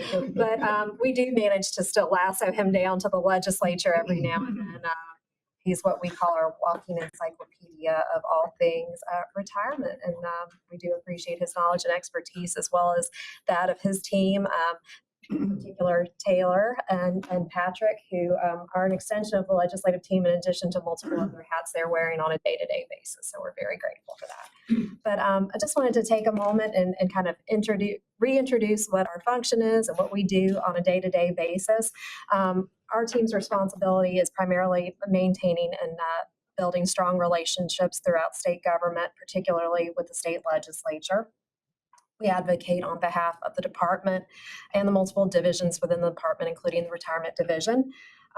We work with our colleagues to create the legislative agenda and lobby for it down at the General Assembly, both by way of budgetary needs and policy needs. We keep state leaders apprised of the work and challenges being faced by our department and vice versa. So it's a two-way communication. We are that liaison that when we hear from the executive branch and from legislators about concerns, we relay that back to our leadership and vice versa.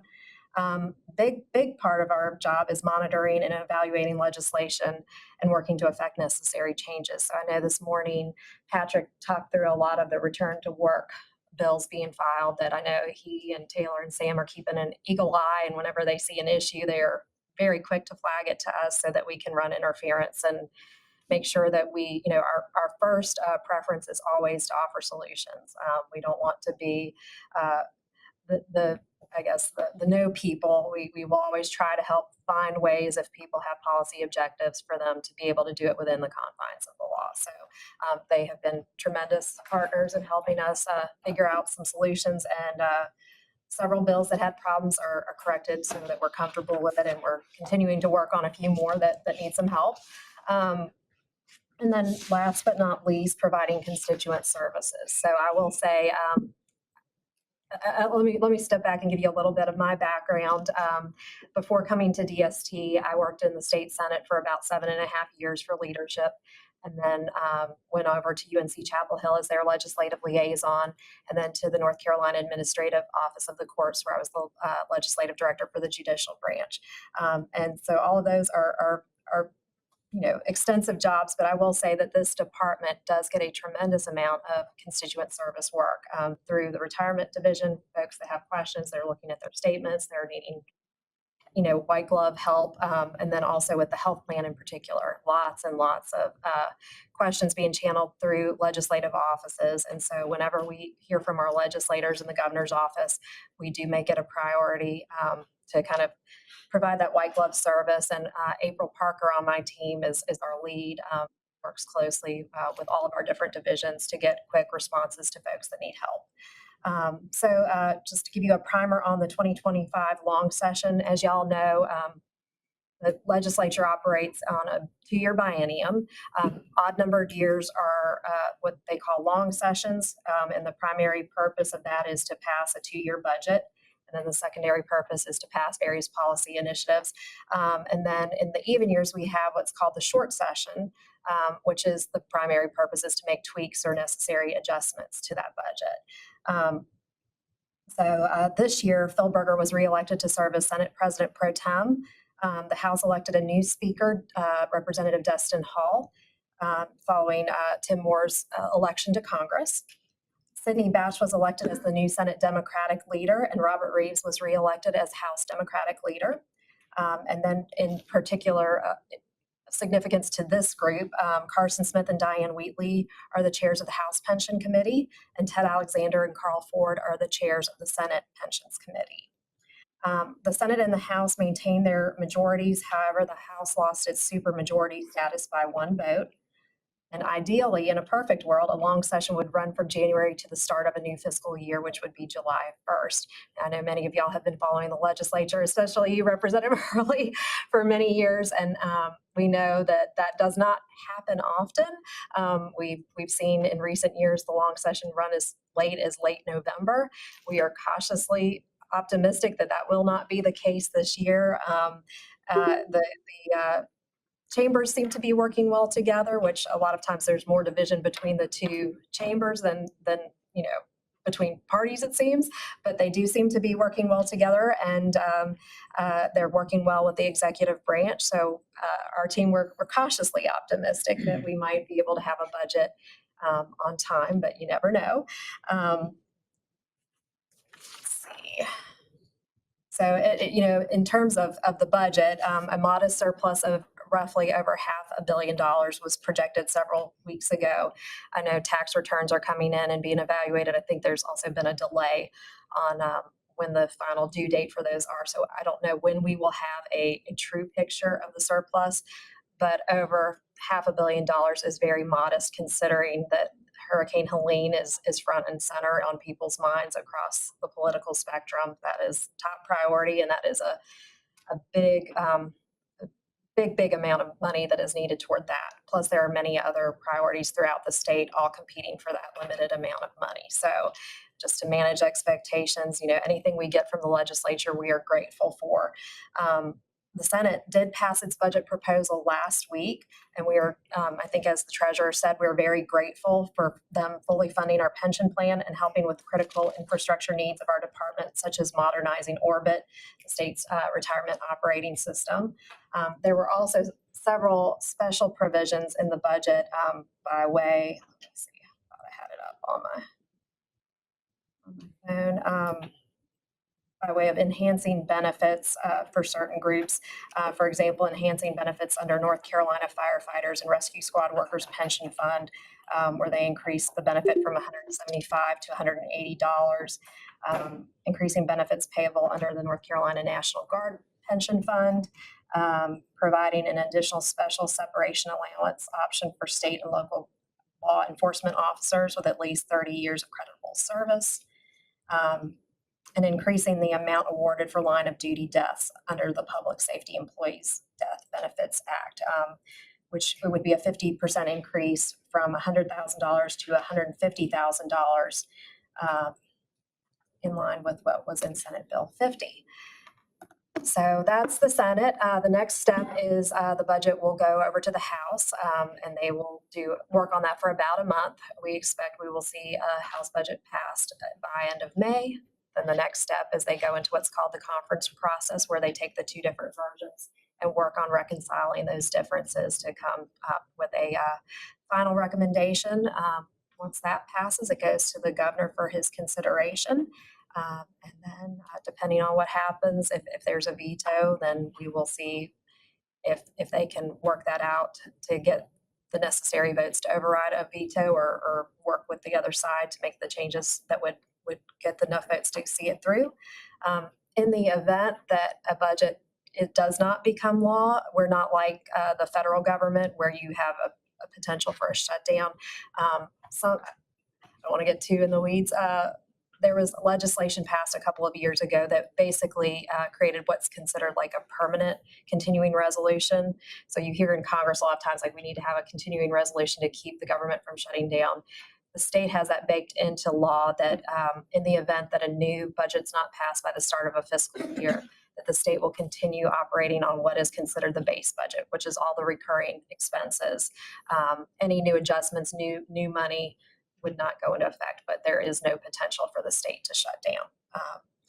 So the last but not least, crossover deadline is coming fast and furious at us on May 8th. That is the deadline that any bills that start in one chamber have to pass that chamber to remain eligible to be, quote, alive during this session. The legislature does have some tricks up its sleeve to bring back bills that maybe don't make that crossover deadline, but for most bills, that kind of is your do or die. If you don't get across that, meet that crossover deadline, a lot of those will likely be done for the year. So with that, I'll turn it over to my colleague, Colin, who is our legislative liaison. And Colin. Good morning, everybody. Nice to meet you all and be here. Kevin just gave a great summary of the 2025 State Investment Modernization Act. I would just like to elaborate where that is in the process, legislatively and procedurally. So at the start of session back in January, we were pleased to have the treasurer's, one of his signature policy proposals for the year, filed as standalone bills in both the House and the Senate. So in the House, it's filed as House Bill 506, and in the Senate side, it's filed as Senate Bill 709. Where those bills currently stand in the process is last week, House Bill 506 passed through the House Pensions Committee. It received a unanimous bipartisan vote at that committee stage. We anticipate that bill being heard in the House Rules Committee on this coming Monday, with an anticipated floor vote shortly thereafter.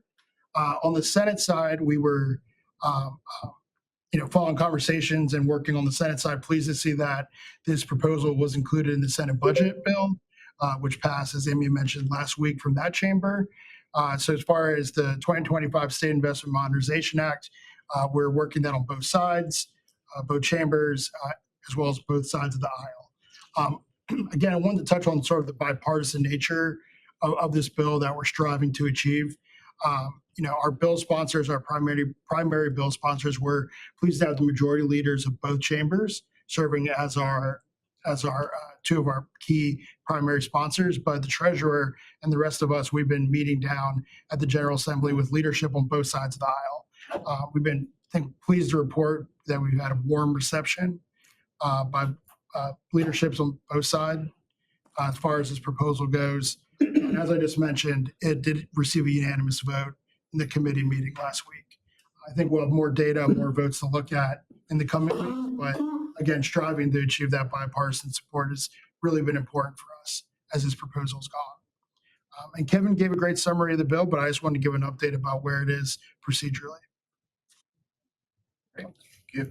I'm Taylor Maddie. I'm the Policy Development Analyst for the Retirement Systems Division. I've seen most of you guys before here, and I'm here to give a brief update on the two other agency bills that we have proposed moving through the legislature, and specifically the retirement provisions of them, as they are all of DST. I'm just going to be focusing on the retirement portions of them. In the first bill, the DST Technical Corrections and Administrative Changes Act, or changes of 2025, there are two primary provisions that we're looking at. The first is in regards to charter schools and their provisional entry into the retirement system. Over recent years, these new charter schools can elect provisionally to participate in the retirement system and the teachers and state employees retirement system for the 1 year provisional status, and then apply to fully join immediately after that. Well, we found if these charter schools join as soon as they establish themselves the very first month, well, it's really hard to get those financial documents and the things the board needs to be able to review their status for applying to the retirement system. The first provision would allow the Board of Trustees to extend the provisional period for up to 2 years before that charter school would have to apply to join the retirement system permanently into the teachers and state employees retirement system. Gives everybody a little bit more time to get all of their documentation together, to establish them as a little bit more. We're not kind of in a very rushed timeline at the end of their first year where they're already still getting up and running. So it allows them a little bit more time to get all the documents needed for us to be able to present it to the board. And the board has the ability to, like I said, extend it for a year, 2 years. If the charter school is ready at any point to apply during those periods, we can bring them before the board at that time as well. So there's a lot of flexibility in just extending that period before requiring the application to join. The second provision in the technical corrections and administrative changes is in regards to felony forfeiture. So any member who had felonious conduct and had their retirement benefits forfeited under those statutes, if they were subsequently or if they subsequently received an unconditional pardon of innocence or the conviction is vacated or set aside, they can actually present that information directly to the state treasurer to have their benefits restored. We're looking at removing the specifically reporting to the state treasurer and presenting that information to the board as a whole, with the state treasurer being chairman, and then you all would be able to decide regarding the reinstatement of those benefits. So again, providing that flexibility for the board to do the full review instead of specifically and solely the state treasurer. The final portion of the DST technical corrections and admin changes is probably the most important part, and Sam and I's favorite part is there are some technical corrections that make some conforming changes. So throughout our statute book, we have a lot of pages in our book and a lot of references to different statutes. We want to make sure they're accurate, so we make some technical corrections. Again, purely technical, looking just to make some conforming changes, redesignating some sections to follow the current writing styles of the statutes. The second bill that we're looking at is the retirement death benefits rewrite.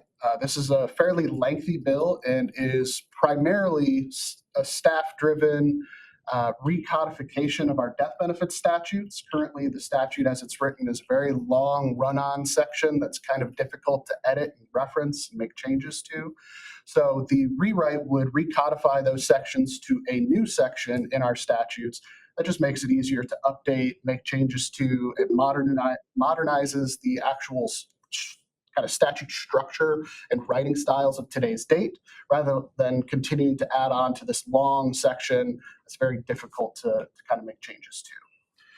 In addition to the rewrite itself, again, that's probably 20 out of the 23 pages total is just the rewrite and that recodification, purely technical changes to that section.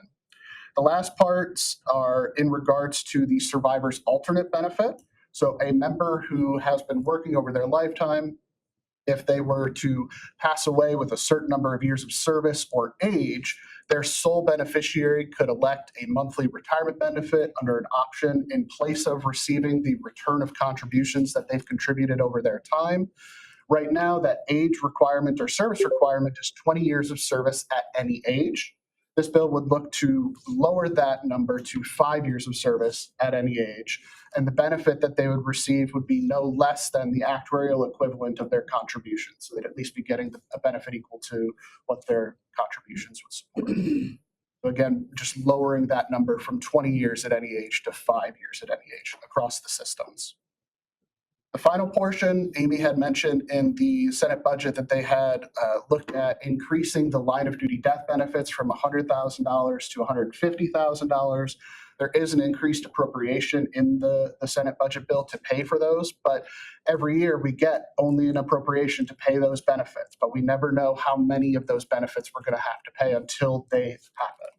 In COVID times, there was a process and kind of an emergency process that was put up for us to divert a small percentage of the employer contributions to the active employee death benefit into a separate fund to then pay, after all of the appropriated contributions have been exhausted, to pay those line of duty death benefits.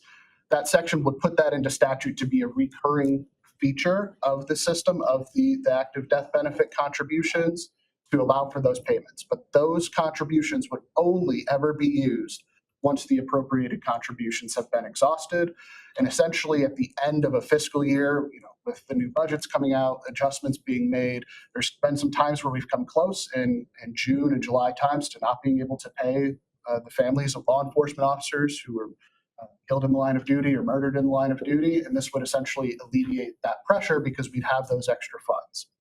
Any of the funds that are unused at the end of every fiscal year go right back into the active death benefit as their original intention was. So any of the unused funds goes back into their place that they were originally intended to be. Those are the two bills that have retirement provisions from the agency bill's perspective. Were there any questions on the provisions? I have a question. What can you tell me about House Bill 92? House Bill 92. Which is the North Carolina Digital Assets Investments Act. Oh, that would be the bill that I believe that that you all had the discussion on in the previous segment. I think Kevin had touched on that. Would you like us to do another brief overview, or so? In essence, it is. It's not directing the treasurer to do any investments in digital assets. I think just giving an option, more tools in the toolbox that should that be something that the treasurer, or if we are able to get the Investment Modernization Act through, that the board would have the option to consider that as a tool in the toolbox. There's no directive that they have to do that, but it's just providing the option.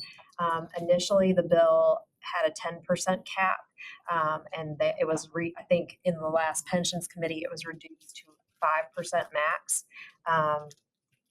Yeah, I think it is, some of the news reports or social media reports are saying that it is implementing that we must invest, and that is not the case. It's just providing an option, and it has gone through House Pensions Committee. I think it's on its way possibly to rules next, before it crosses over to the Senate. So that's two committees and it's back in rules. Yes, ma'am.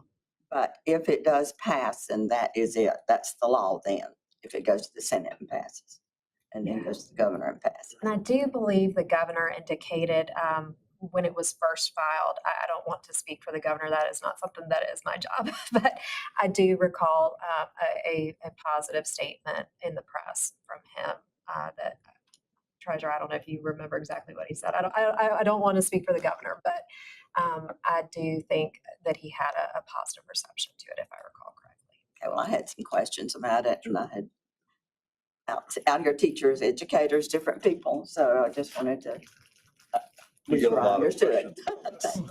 I think Amy's point is the most important one. It's an option, not an obligation. And as we seek to improve the performance of the retirement systems, we need all available options. And it's the cash that's in all these different, whatever they're called now, all the different funds. Yes. There, okay. And how much, do we know how much cash is in all those funds? The on-balance sheet reserves are, from memory, about 9 billion right now. And it'd be 5% of the 9 billion. It could be, plus the pension system as well. Do you all have any other questions for us on any of the items we discussed or anything in general that we can help you with? What was the House bill numbers that you were referencing, Taylor? So there are companion bills in it for the DST technical corrections and admin changes. It's House Bill 476 and Senate Bill 363. For the retirement death benefits rewrite, it is House Bill 477 and Senate Bill 359. Thank you. And on the House side, those are also going to be, they're slated to be heard in House rules on Monday. And do you want to share that in case they wanted to look at the Investment Modernization Act? I think you said House Bill 506. House Bill 506 and Senate Bill 709. But the Senate bill is currently in Senate rules, but that language was in the Senate budget bill. Any other questions?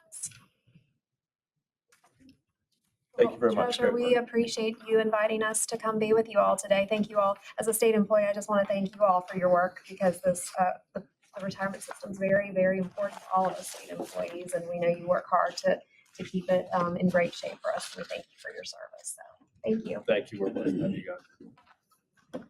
All right, we're going to move over to a quick update on the Hurricane Helene related cash flow lending program. Jeff Poley joined us in January to set that program up, but we have asked him to do temporary duty on the state and local government side. So he actually is acting Secretary of Local Government Commission at the moment, but he is best positioned to give you the update on the Helene related cash flow. Good morning, members. As Treasurer Briner just said, I started in January. We had a big mission to get $100 million to municipalities out in the western part of the state with virtually no infrastructure, starting from scratch. And I started mid-January, and we got our first loan out on February 24th. So very proud that we were able to set that up that quickly. To give you a brief background, we worked off numbers provided to us from North Carolina Emergency Management. We went through every eligible city and county and others that were available to get these monies via the right counties and so on. On the first round, we allocated, unfortunately, only about 11% of what the needs were to counties and cities, just because $100 million is a drop in the bucket for some of these needs. And so that first round, we allocated 75 million of the 100 million. And everyone got, again, 11%. Not all units have responded yet, whether they want to take their initial round. I think some are waiting for some of the FEMA money to come in first because they don't want to just take a loan that has to be turned around and given back.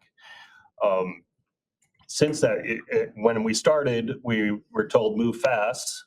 And then some folks said, you're moving too fast. We are still on our backs. We cannot give you some good numbers. So that's the other 25%, 25 million that was unallocated. We gave them to give us their needs by April 30th. So most of them have given us their needs. And so We have committed a total of 92 million as of today. I know the slide was as of last week, but some of this is just late breaking stuff. So we have quote committed 92 million. And then we are waiting to hear folks that are uncertain about the loan. Some municipalities, their board is considering it. They're trying to, as I said, wait it out to get the US funding first. There's 19 million allocated to units that have not responded. That doesn't mean we haven't heard from them. This is mostly that extra supplemental 25 million for folks that were on their back and could not get us the estimates in when we first requested. And then we have 14 million of units that have declined the loans. So we are working through 49 million that we have yet to disperse. That doesn't mean people haven't claimed it. It means that they haven't passed their resolutions or whatnot. There will be kind of another round once we know what everyone wants and what everyone passes their resolutions and so on. We will be figuring that out as soon, but it will probably be somewhat of the same formula we did on the first one, just everyone's need divided by the amount of money available, and then send it out, subject to probably some minimums, because I don't know if the town of Polkville really wanted a $401 loan. But so that is an update as to the program. Happy to take questions.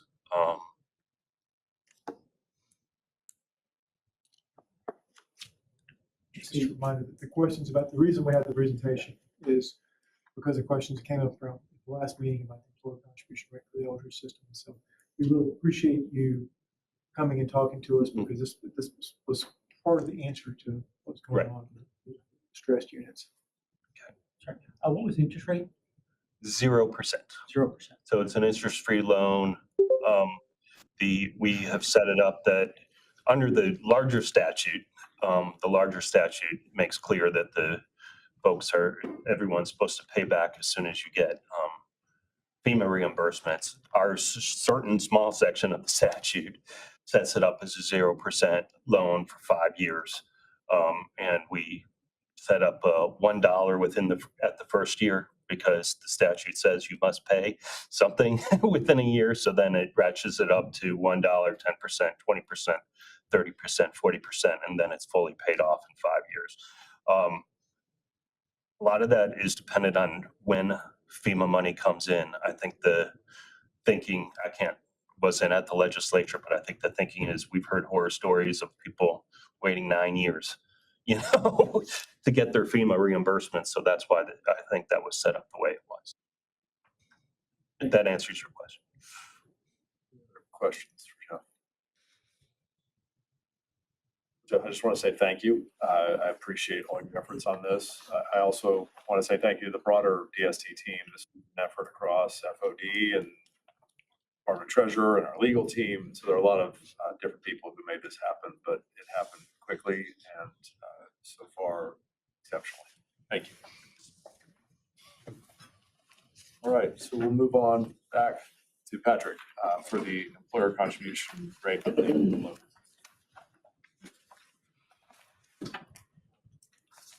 Thanks. Good morning again, everyone. This is Patrick Kinlaw. This agenda item is to revisit a topic from the January board meeting that we hope can be resolved today. This is for the local board only, and it's for setting the employer contribution rate for the local system that'll be effective July 1st, 2025. If we move to page 2. Just a brief summary of what we're discussing today. Every year, the local board sets the employer contribution rates. Typically, that happens in January, and it's effective the next July. So the typical schedule would have been for the board to set these rates in January 2025 that are effective July 1st, 2025. The board has not yet established those rates. As you'll recall, it was discussed in January, but several board members wanted to make sure that the Hurricane Helene cash flow loan program you just heard about would be up and running before the board would act to set these rates. The cash flow loan program is now operational. Today's meeting is the last opportunity the local board has, that's scheduled anyway, to establish the employer contribution rates to be effective July 1st, 2025. And we have been hearing from many local governments who want to know their individual rate because they're in their budget setting process. As those of you in local government be familiar with the urgency of that. Our staff recommendation today is to for the board to establish the contribution rates pursuant to the current board policy. I'm going to use that acronym now for maybe the first time today, but not the last. That policy is the ECRISP, which is the Employer Contribution Rate Stabilization Policy that the board has adopted. And once the rates are set, staff will, it'll probably take a few business days to get everything double checked, but then we'll post the rates that each employer can look up their own individual contribution rate for their budget setting processes. We would like to spend a little time, just that is the summary, but we would like to spend a little time just going through the background here, what the ECRISP is and why it remains a good policy from a staff recommendation standpoint. So on page 3, there are about 900 local government entities that participate in LGERS. The role of the LGERS board here is a special role because the General Assembly has delegated to this board the authority to set contribution rates for the employers. That is unlike the TSERS board, where contribution rates are set through the state budget process by the General Assembly. So for the local board, the local board has the authority to set these rates and does so every year. Part of the thing that we've always been conscious about is that there are 900 local government entities with different financial situations, maybe different preparedness for increases or changes in the contribution rate. So both the TSERS and the LGERS boards have ECRISPs, which are policies that develop recommended contribution rates. The LGERS board ECRISP prioritizes stability for local governments. And so it's a policy that tries to ensure adequate contributions over a 5-year period, but also tries to make those as stable as possible so that budgeting entities can adjust. We're dealing with 900 different budgeting entities who may be in different situations. If we move to page 4, this gives a few reasons why the ECRISP is important and why it's a meaningful policy. It is a policy on how funding should occur over a limited number of years. Right now, it's a 5-year policy that expires June 30th of 2027. It was most recently adopted or amended by the board in 2022. So it lasts through June of 2027. The LGERS system does have an unfunded actuarial accrued liability of $5 billion. That means when we look at how much assets there are being invested versus how much has already been earned to be paid out in the future to retirees and employees, there's a shortfall there of $5 billion as of the last time it was officially measured by the actuaries. The actuaries have actually estimated that even with our strong governance policies, that unfunded liability is expected to grow to more than $6 billion over the next couple of years before it finally can be taken down through funding. So with that amount of unfunded liability in place, if there were not a strong policy like the ECRISP, it would be fair for people to wonder whether all 900 local government entities could adapt to changes in the employer contribution requirements.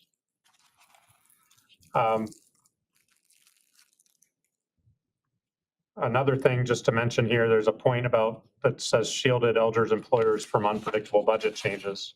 The ECRISP that we have in place has, even in the last 3 years, it prevented a situation, we can tell now that we look back, it prevented a situation where the contributions required from local governments would have otherwise dropped by about $100 million from fiscal year ending 23 to 24, and then increased by $200 million from fiscal year 24 to 25.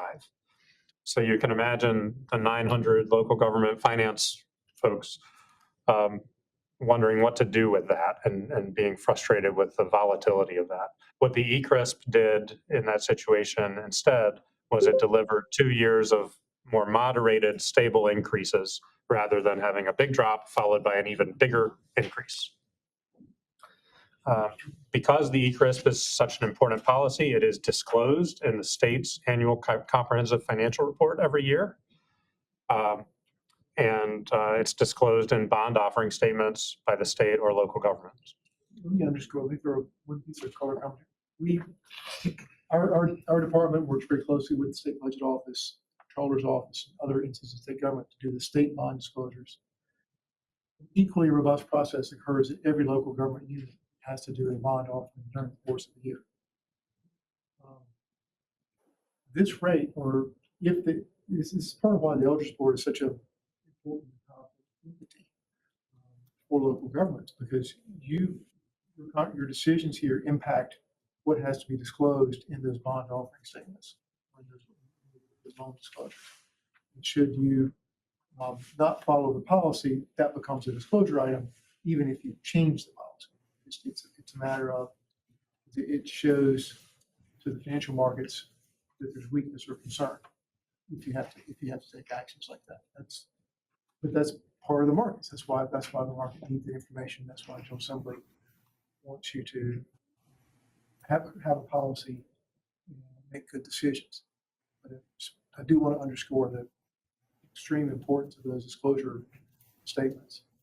Those are required by the Securities and Exchange Commission. There's no way around those. If you don't fill those out correctly, somebody's wearing an orange jumpsuit. Do I know who that is? Moving on to page 5.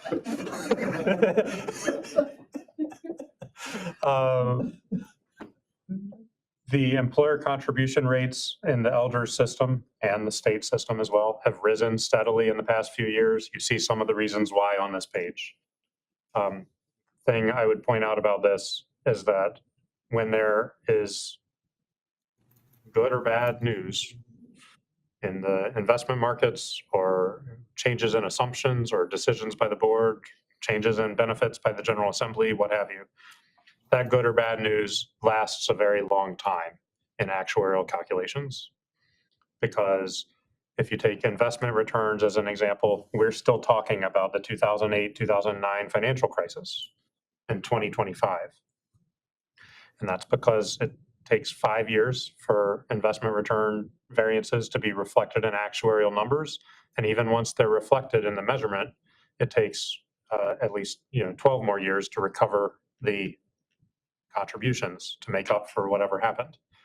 So these last a long time.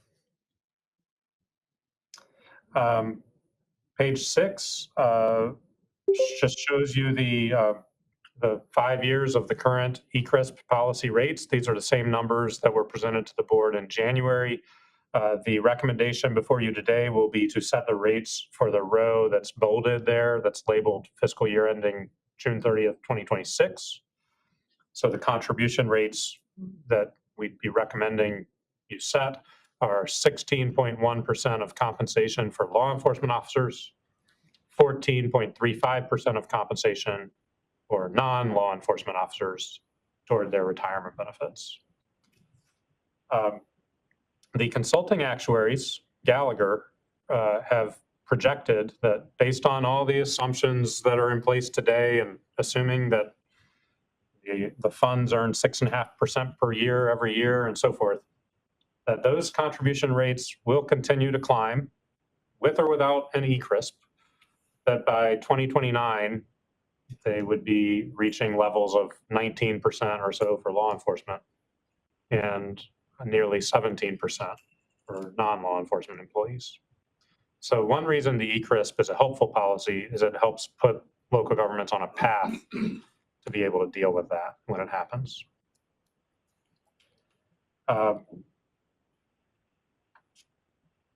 And again, that assumes that the funds earn 6.5% per year this year and next year. Moving to page 7.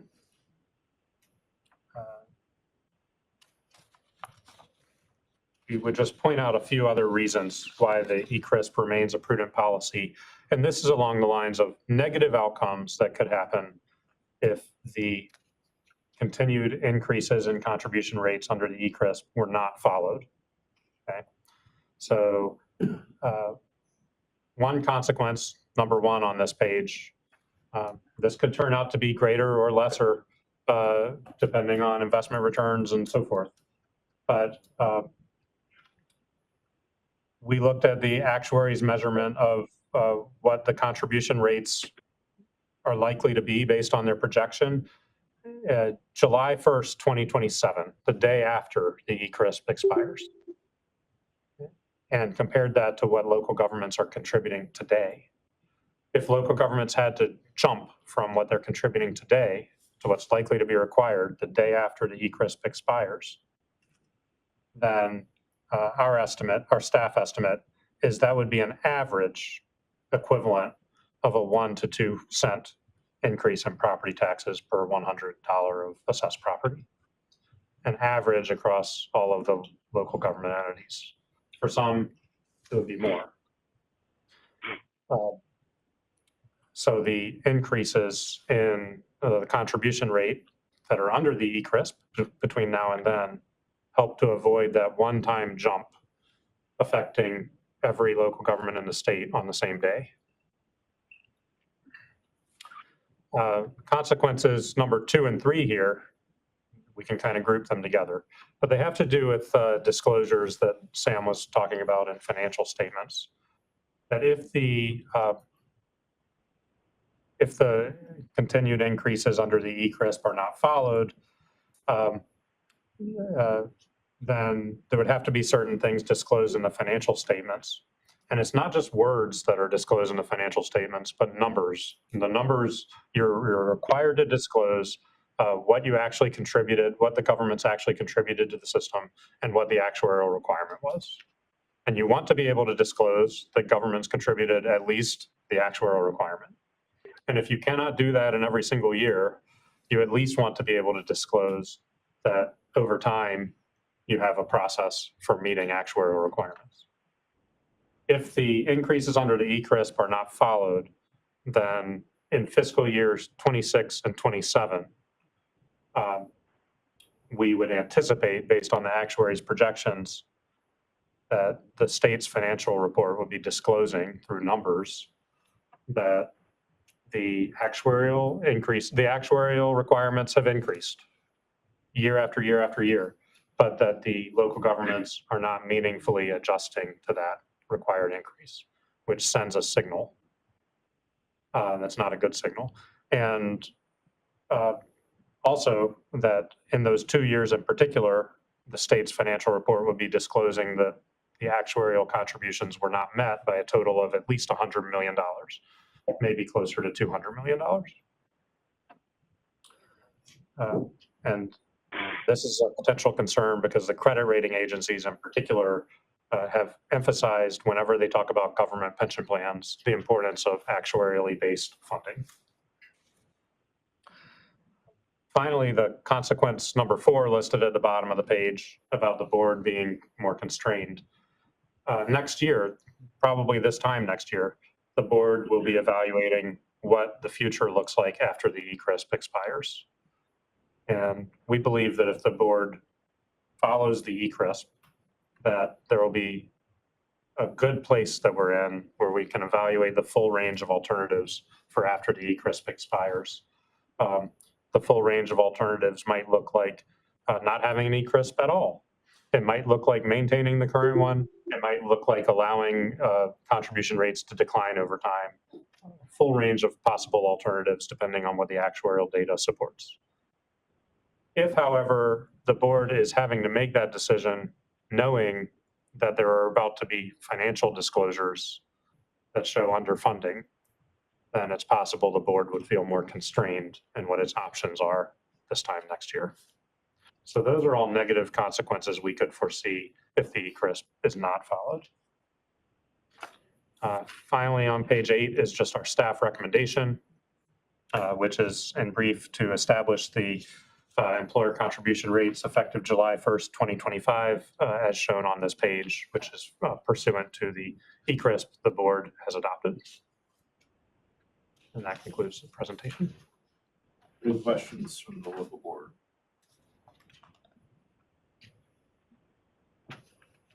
Mr. Chairman, I'd like to make a motion that this board establish the contribution rates toward retirement benefits as 14.35% of compensation for non-law enforcement officers, 16.1% of compensation for law enforcement officers to be effective July 1st, 2025. Mr. Dearman, do I have a second? Second, Mr. Bucky. We'll call the roll, please. Without objection, if you've made the motion, our policy is not to ask you to respond to the roll. We assume it's affirmative. Treasurer Briner. Aye. Manager Pender. Manager Pender. Ms. Certain. Aye. Mr. Morse. Aye. Mr. Brewer. Aye. Ms. Blunt. Aye. Mayor Vaughn. I am going to vote no, only because I haven't had the opportunity to talk to our finance director to see what impact it would have on our local budget that we are in the process of putting together. Representative Hurley. Aye. Commissioner Thomas. Aye. Mr. Gammon. Chief Weaver. Aye.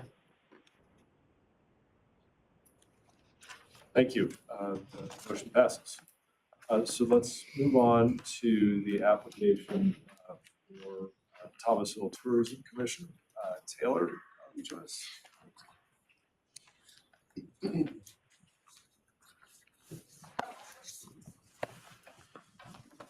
Good morning once again, board members. I'm Taylor Matty, the Policy Development Analyst.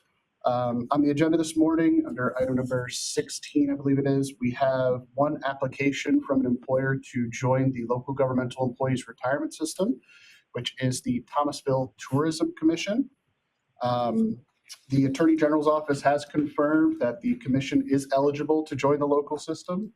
The commission itself has submitted the required resolutions and from their governing board committing to making the required contributions every single month. Retirement system staff, along with staff from the state and local government finance division, have reviewed the most recent available financial statements and found that they meet the most basic and legal most basic legal and financial requirements to support the contributions. The commission itself has fulfilled the requirement to obtain the surety under the Local Governmental Employees Retirement System in a secure financial instrument in an escrow account. So they have established that surety. On the second page of the report, there is some additional information regarding the financial details of the commission itself. Under the financial note, the commission does have 2 employees that would be eligible to join effective July 1 of this year, should the board approve it. And in our opinion and staff's opinion, the commission does meet all the requirements and has met all the application requirements to join the local system. Are there any questions regarding the Thomasville Tourism Commission? Do I have a motion from a member of the local board to approve Thomasville Tourism Commission as a member of the Local Government Employees Retirement System? So moved. Mr. Chairman, a second. Second. Mr. Gammon, call the roll.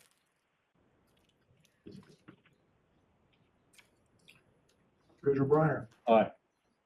Manager Pender,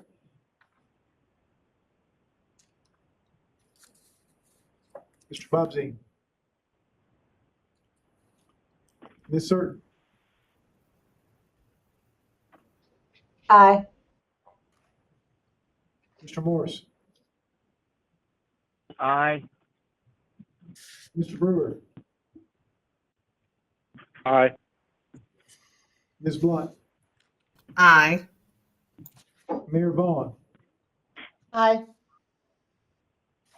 Representative Hurley, Aye. Commissioner Thomas, Aye. Chief Weaver, Aye. and we'll return back to Mr. Bob Zine. All right, motion passes. Congratulations, Thomas. So forth. Moving over to the new firefighters and rescue squad workers pension fund advisory panel members. I will take you to the memorandum. And I will note that I had an error in the memorandum. We are reappointing Dean Coward as a volunteer firefighter, Gary Whitman as a rescue squad member, who's paid, and Deborah Poe is a volunteer rescue squad member who's a volunteer member. I had noted that we were appointing Mr. Bob Zine, but the board already took that action back in July of last year. But he also serves in the capacity as the member of the board that liaisons with the advisory panel. So then the only new appointment for the advisory panel is Mr. David Cates of Wake County. We represent the general public, but he's also the fire marshal over in Durham County. Mike Williams of the Department of Insurance will continue to serve as a designee of the state fire marshal, although we included him in the listing here since the General Assembly changed the state fire marshal from being the insurance commissioner to being the director of the office of state fire marshal. So the new director has affirmed Mr. Williams as a designee. So with that, we would need a motion to do the reappointments and the new members. Do I have a motion? Do I have a motion from a member of the local board to approve David Cates as a new appointee and the reappointment of the others as members of the firefighters and rescue squad workers pension fund advisory panel? So moved. Mr. Weaver. Second Bob Z. Treasurer Briner, Aye. Manager Pender, Ms. Certain, Aye. Manager Dearman, Aye. Mr. Morris, Aye. Mr. Brewer, Aye. Ms. Blunt, Aye. Mayor Vaughn, Aye. Representative Hurley, Aye. Commissioner Thomas, Aye. Mr. Gammon. Aye. Motion carries. Motion carries. Okay, moving on to state and local system, update on the LEIA authorization. Yeah. And I'm going to partially defer this to Patrick as he did the larger presentation on this. We did the first iteration of it last year, updating something that was done previously. Thanks. In July of 2024, both boards authorized that an implementation project that we have going on, which is the imaging and document management system update, that was a purpose that's eligible for using a source of funds called the LEA, which is the Legislative Enactment Implementation Arrangement. And what the statutes say is that the boards can authorize an administrative purpose like that to use this funding source if it is necessary to prevent an interruption to the normal operation of the retirement systems. So both boards approved that use of funds for this purpose back in July. And we communicated to the boards at that time that the expected cost, the funds we would use would be $1 million, up to $1 million. We neglected at that time to count costs that would be associated with our own employee and independent contractor time. We were only counting what we thought we would pay the vendor. And when we include the employee time and the independent contractor time, we estimate the costs that we would like to be able to use the LEA for are an additional $200,000 for a total of $1.2 million. And so our request of both boards is that the boards determine that the identifiable employee and independent contractor costs are part of the purpose of implementing the imaging and document management system, with the understanding that the total costs we expect to use from the LEA are not expected to exceed $1.2 million. Now, for one knowledge right here, we looked at it and we could either pay the vendor to do this additional work, or we could have staff who are already more up to speed and were subject matter experts. But if we used our staff to do this work, we had to backfill with independent contractors. And so it was either spend $200,000 on our own, on having our own people do it, or probably more than twice that, having the vendor do it. So we thought this was the better, more cost-effective option. So we'd like to bring it to you. Questions or discussion? So we'll start with the state board. I have a motion from a member of the state board to approve the LEA authorization. So moved. Second. Thank you.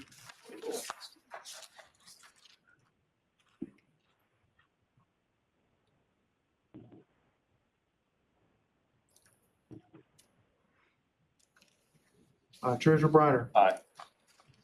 Mr. Ebbinghaus. Aye. Mr. Smith. Mr. Brewer.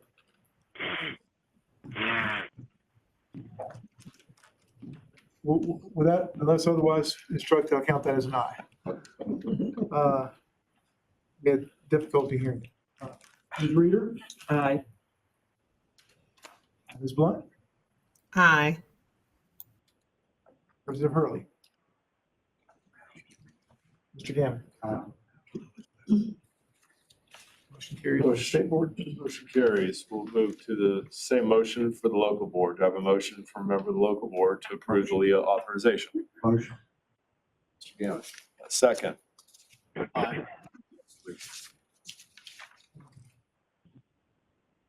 Treasurer Briner. Aye. Manager Pender. Mr. Bob Zine. Aye. Ms. Certain. Aye. Manager Dearman. Aye. Mr. Morris. Aye. Mr. Brewer. Aye. Ms. Blunt. Aye. Mayor Vaughn. Aye. Representative Hurley. Aye. Mr. Thomas. Aye. Motion carries. Motion carries. Thank you. So we'll move on to the annual report on supplemental retiree insurance. I will point out about three quick things. You've already approved it, so you don't have to vote it again. We have 143,000 people in our largest supplemental insurance program, 123,000 in our second largest, 30,000 in our identity theft program. Prices vary. They are competitive with other entities that offer similar products. The dental program is about a $65 million program. Vision program is about $9.5 million. And the identity theft program is $2.6 million. But they noted the 240,000 alerts sent to our members over the course of last year about their identity and questions for them, with 2,234 actions taken where they actually possibly prevented somebody's identity from being stolen in the retirement system. So that product has been very successful for the members who choose to use it. These are voluntary products. That's all I want to mention. It's extraordinary, unfortunate.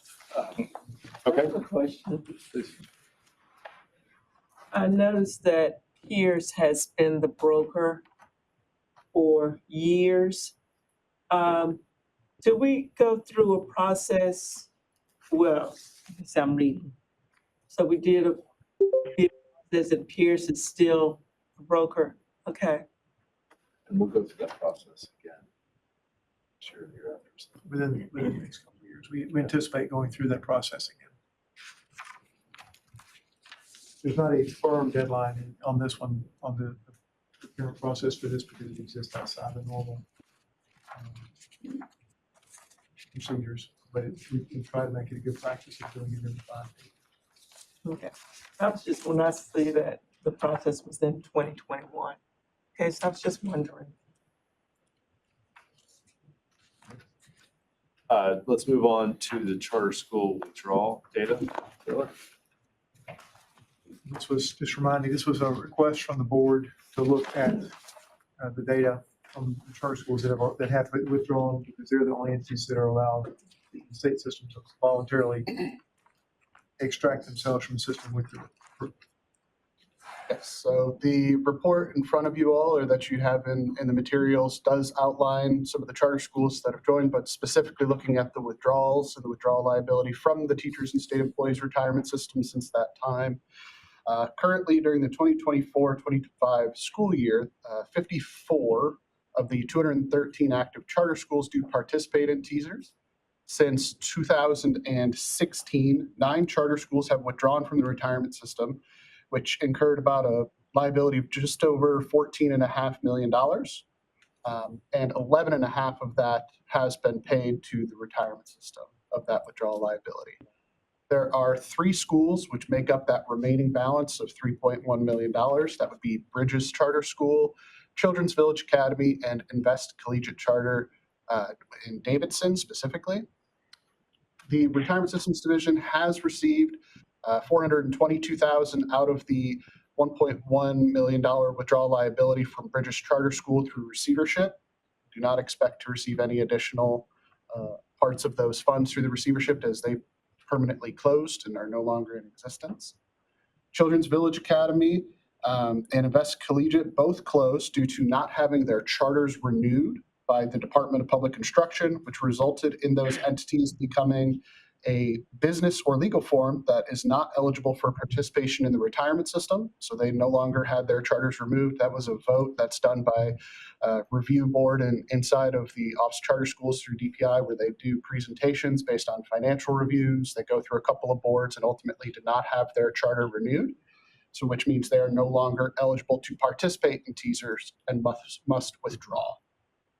Both schools were informed of the withdrawal liability and the requirement to pay the liabilities prior to their closure. However, we have not received any payments or any issuance of setting up a payment plan for both Children's Village Academy and Invest Collegiate Charter. Yes. Do they have any assets to litigate for? Tim, did you want to? Well, with we got the Bridges Charter School that went through a receivership. So receivership is essentially it's where the court appoints a receiver to manage or liquidate the entity's assets. So we got a portion of that money. However, the other 2, Children's Village Academy, with Children's Village Academy, we're currently waiting to try to see if they're going to be able to resolve that withdrawal liability. And in Invest Collegiate Charter, we'll actually be discussing that in closed session about what potential ramifications or recourse we may have. That'll be attorney-client privilege information, so we'll say that in closed session.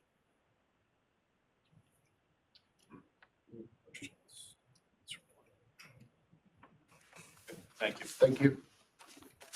Back to Patrick for the Aspire Trade High School update. And do we have the principal?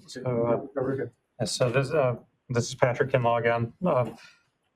Before presenting the memorandum on this topic, I would like to invite, I believe, if she's hung on with us, that Ms. Jennifer Nichols from Aspire Trade High School is joining us remotely. She's the principal of the school and the executive director of the Aspire Carolinas Foundation. And Ms. Nichols, if you'd like to take a few minutes to share comments with the board before we present our memorandum, you're welcome to do so now. Thank you so much. I appreciate your time. And one of the reasons why I really wanted to take a few minutes to talk with you is because we are a very unique school. And that means that we are uniquely positioned in the education marketplace. And so I wanted to talk a little bit about that and why you see some of the statistics that you are looking at. So first of all, we are a trade-specific school. So we're industry-specific, which means that we don't have band and art and music. We don't have teams that go out. We don't have the sports programs. We are a trade program.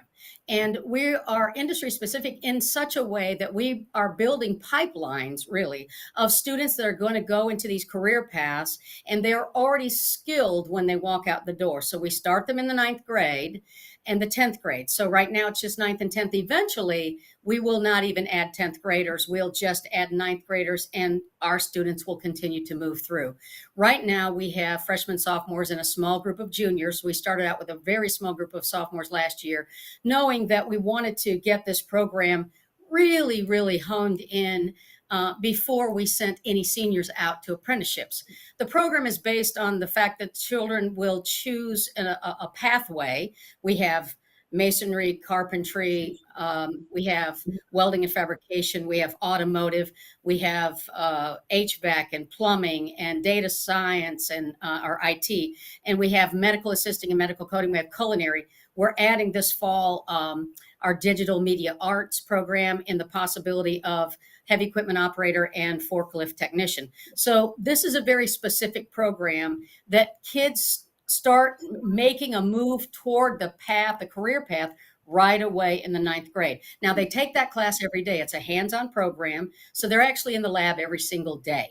Now other classes that they have in core, and they have to take all 16 credits in core, their math or science or English or social studies, they have to take those classes as semester classes, but their trade class is year long. So they're in that lab every single day. And like next year, 76 minutes every single day in that classroom. Now, a lot can be accomplished over 4 years with a student. And we already are seeing kids that the skills in just the 2 years that they've been in the classroom, the skills that they have already in terms of welding and automotive and HVAC and plumbing, and all of them are very, very sound. We're seeing great results from our students. In fact, we're sending students out already to the small school that Aspire also has. It has a small school, private independent school for children with Asperger's or with autism. And so they've been going over and actually doing service calls in plumbing and service calls in HVAC over on that property to help out that little school. So these kids are really getting a hands-on, a full skill build experience here before they go out, and they will have in hand after their apprenticeship, if they are at level 3, ready to go to work skill level, they will actually have a job in hand before they cross the stage. So they actually sit and interview in May of their senior year. So we're really excited about what we're here to accomplish and what we're already seeing with our students. But also there are other sides to that make this a more difficult program to assess. So let me go through some of that and the reason why you see the score that you see. So this program, again, we went out into the community to really look for students that needed to be in this program. And these are the hands-on kids. So these are kids that in elementary school would have been thrilled. I mean, the elementary school is project-based. They would have just been busy little bees, busy with their hands to things. They would have been happy, productive.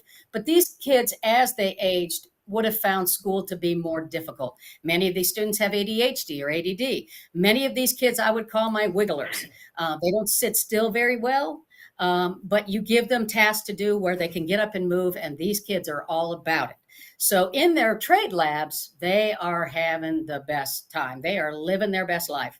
But when it comes to content, many times these kids have some skill deficits or have some difficulty sitting and attending to tasks. So we've gone to project-based learning on what I call both sides of the house, so that even in their core content, they're doing project-based learning. So we've gone back to paper and pencil and project-based learning where we use glue and markers and all the things you would have seen in an elementary school classroom. And we're finding that as we've brought technology out and we give it to them as needed to prepare for tests and as needed to do some of the research tasks and things that they need in their core subjects, when we do that, but bring them to project-based learning for everything else, then we find that our kids are again very successful. So we're still working with skill deficits that they brought with them as they've come to us as ninth graders.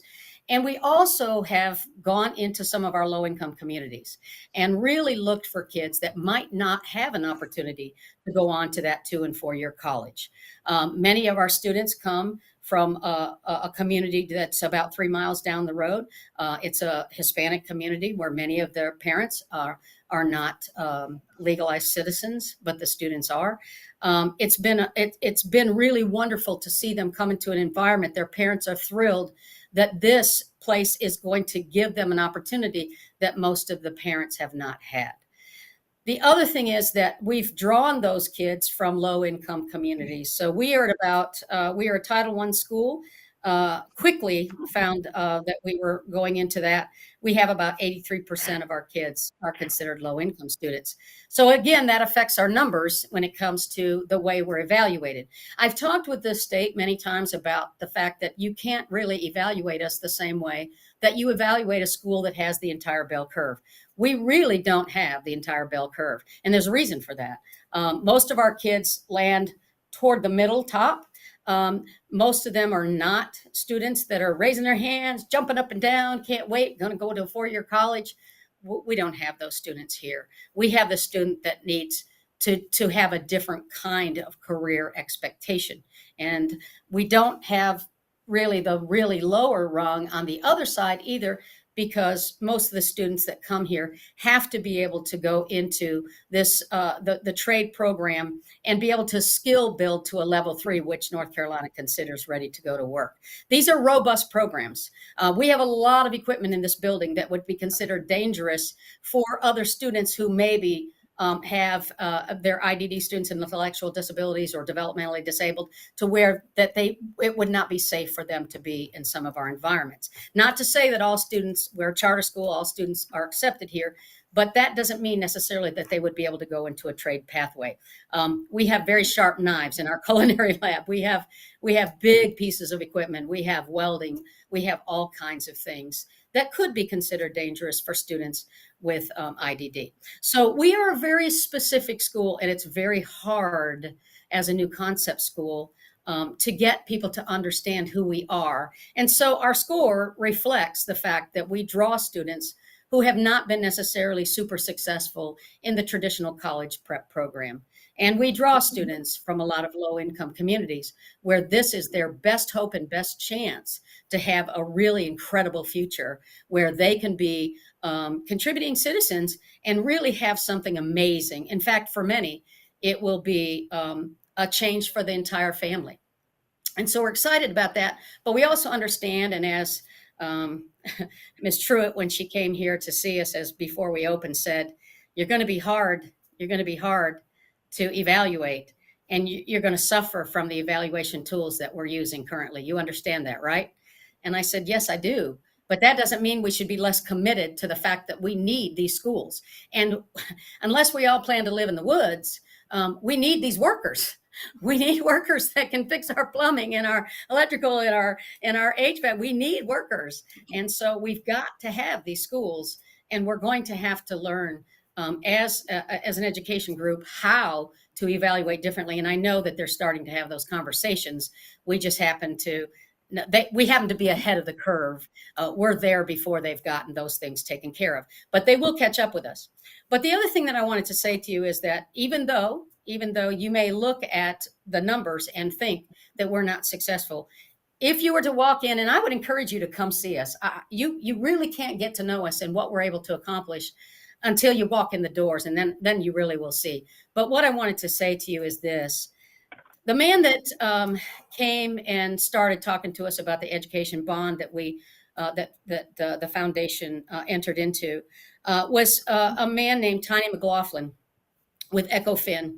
And one of the things that he said to me was, Jennifer, you're going to be hard. It's going to be hard for you. And they're going to say negative things.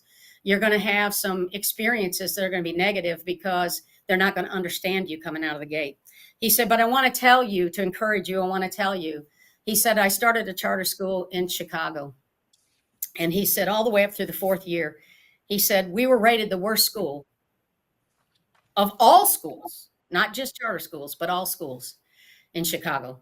And he said, it took me till the 5th year for us to climb out of that and be considered the most improved school.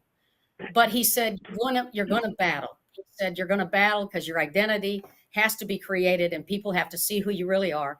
He said, and it's going to take you a few years and you're going to have to be willing to take the hits. He said, but he said, I want to encourage you. You're going to get where you need to be.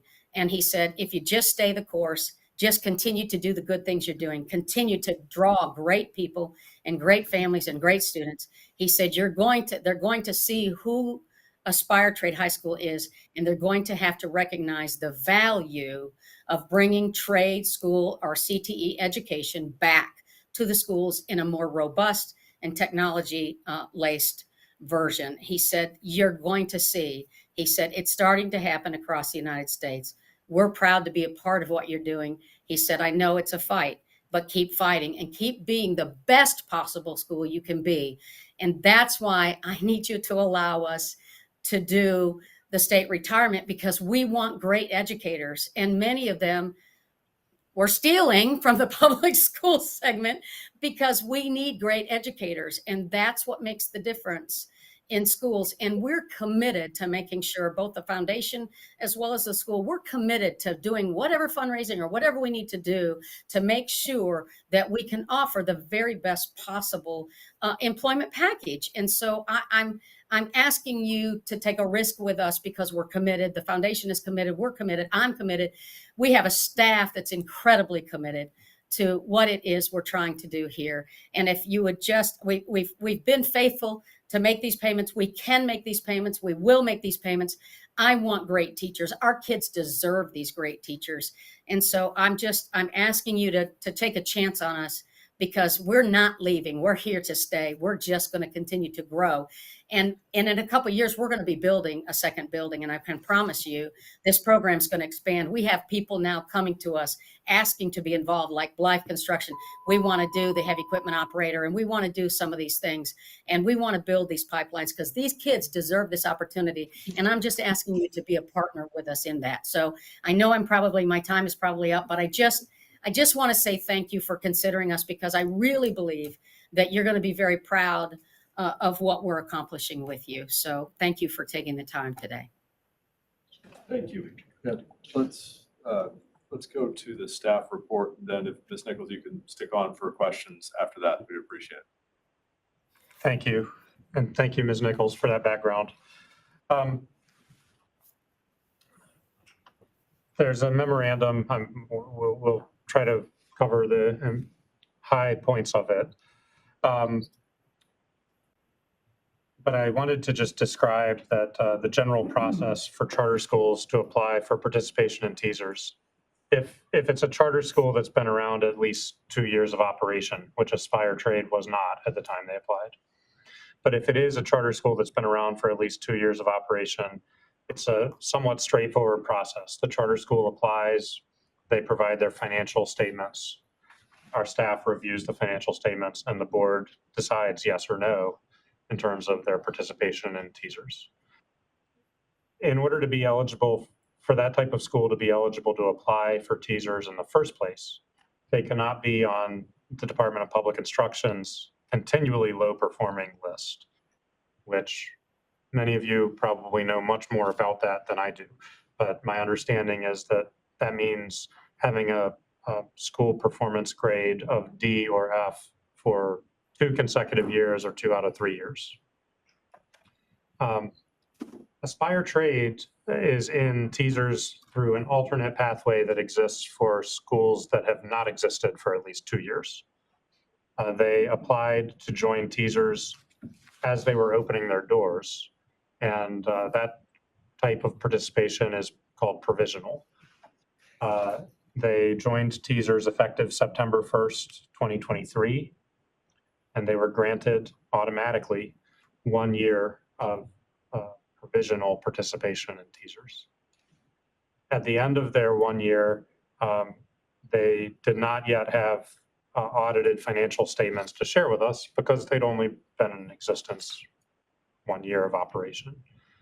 The Board of Trustees, the TSERS Board of Trustees, exercised its ability under the statute to approve Aspire at the end of their first year to continue to participate in the state retirement system, subject to receiving a financially sound financial statement and audit report. In January, our staff received their first year's financial statements. And so what is remaining for the board to determine is the bolded paragraph. And it's quoting the statute. The board must determine whether Aspire Trade's most recent audited financial statements and independent audit report demonstrate that it is financially sound and can meet the financial obligations of participation in the retirement system. So that is the threshold that the board needs to review. There's information near the bottom of the first page about what's happened since their provisional entry. Aspire has paid all their bills to the retirement system on time. There was 1 month that they were 1 day delayed, but that does happen from time to time. They received a waiver as allowed by statute of any penalties of the 1 day. Other than that, they've paid all their contributions on time. They did receive for their first year of operation a school performance grade from DPI of F, and Ms. Nichols gave some context for that, I believe.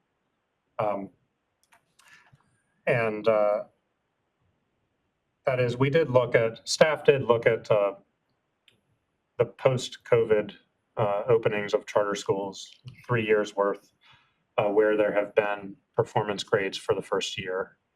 And we looked at 18 charter schools that have opened in that time. And of those, 7 of them had performance grades of D or F in their first year. So that's having a D or F grade in the first year is about a third of the time. Moving to the second page, some of the section called financial review is standard language, just describing the different school systems from which Aspire Trade receives funding, because those are the home districts of the students that enroll there. Moving to the assessing financial soundness. This gets to the heart of the determination the board has to make of whether the financial statements demonstrate financial soundness. In the past, when the TSERS board has evaluated this, ever since the passage of the Agency Participation Procedure Act in 2015, the board has looked at 6 different measurements from the financial statement as key measurements. And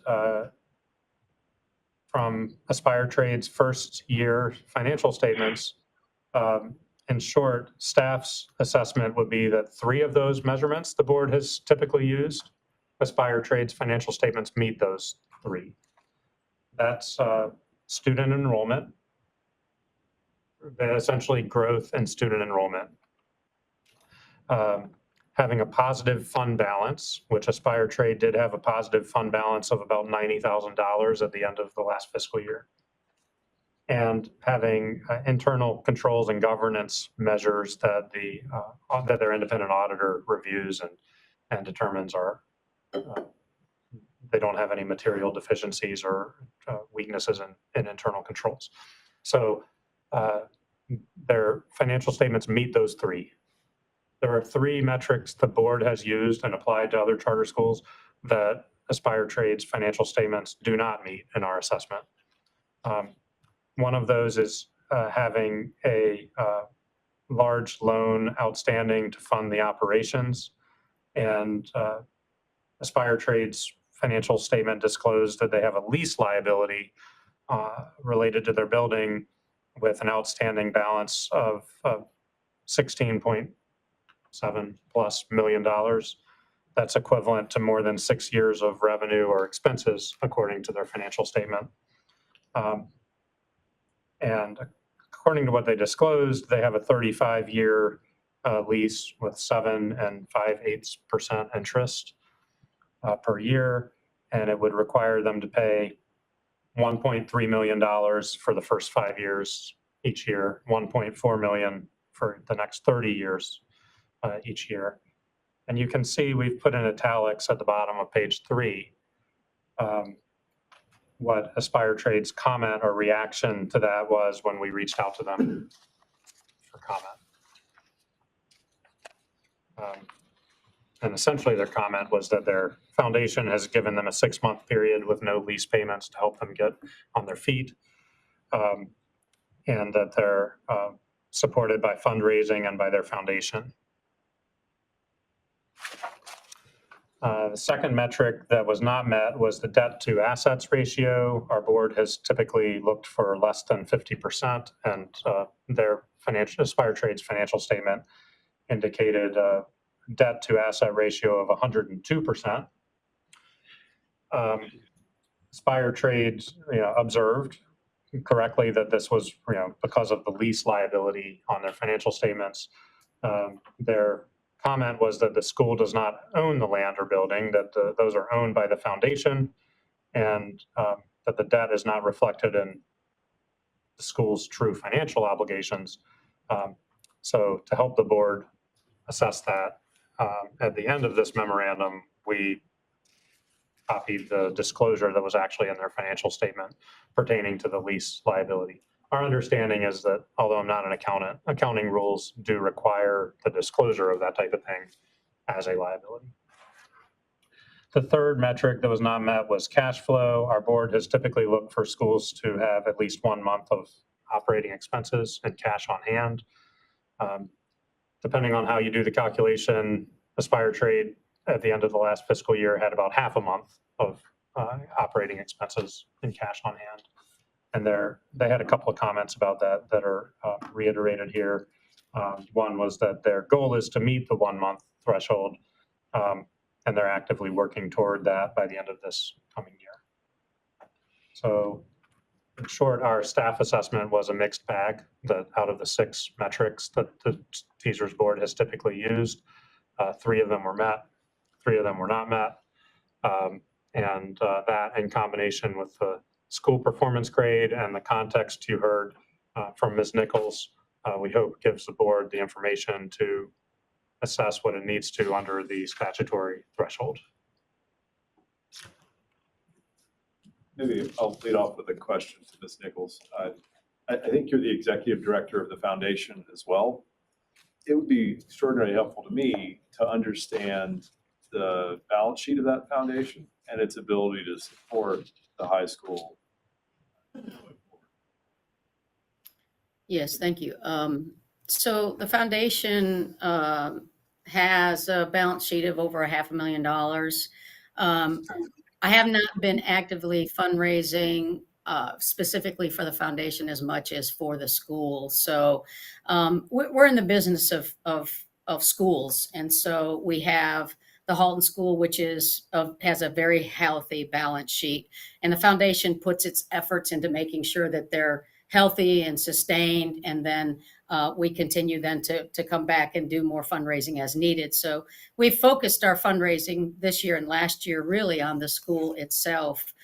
Since the Halton School is in such great financial shape, they're sitting on $500,000, and it's a school for 36 kids right now with autism. So our goal is to get this school really, really healthy, and then we'll go back and I'll work to again continue to fundraise specifically for the foundation. But right now, our goal is for the school. So we're putting money in this year into this school. We put about $500,000 in last year in kind.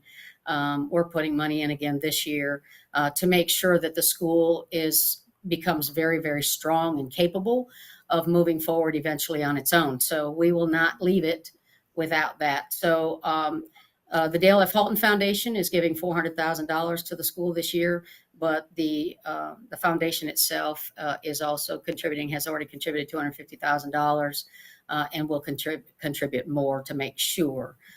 So we've got some excess funds that we're bringing to the table that we'll continue to bring money into as we need. So what I've done to fundraise this year is to go specifically to the school. So we're sitting on about a little over $500,000 in the foundation itself, but I've been actually doing most of my fundraising for the school this year.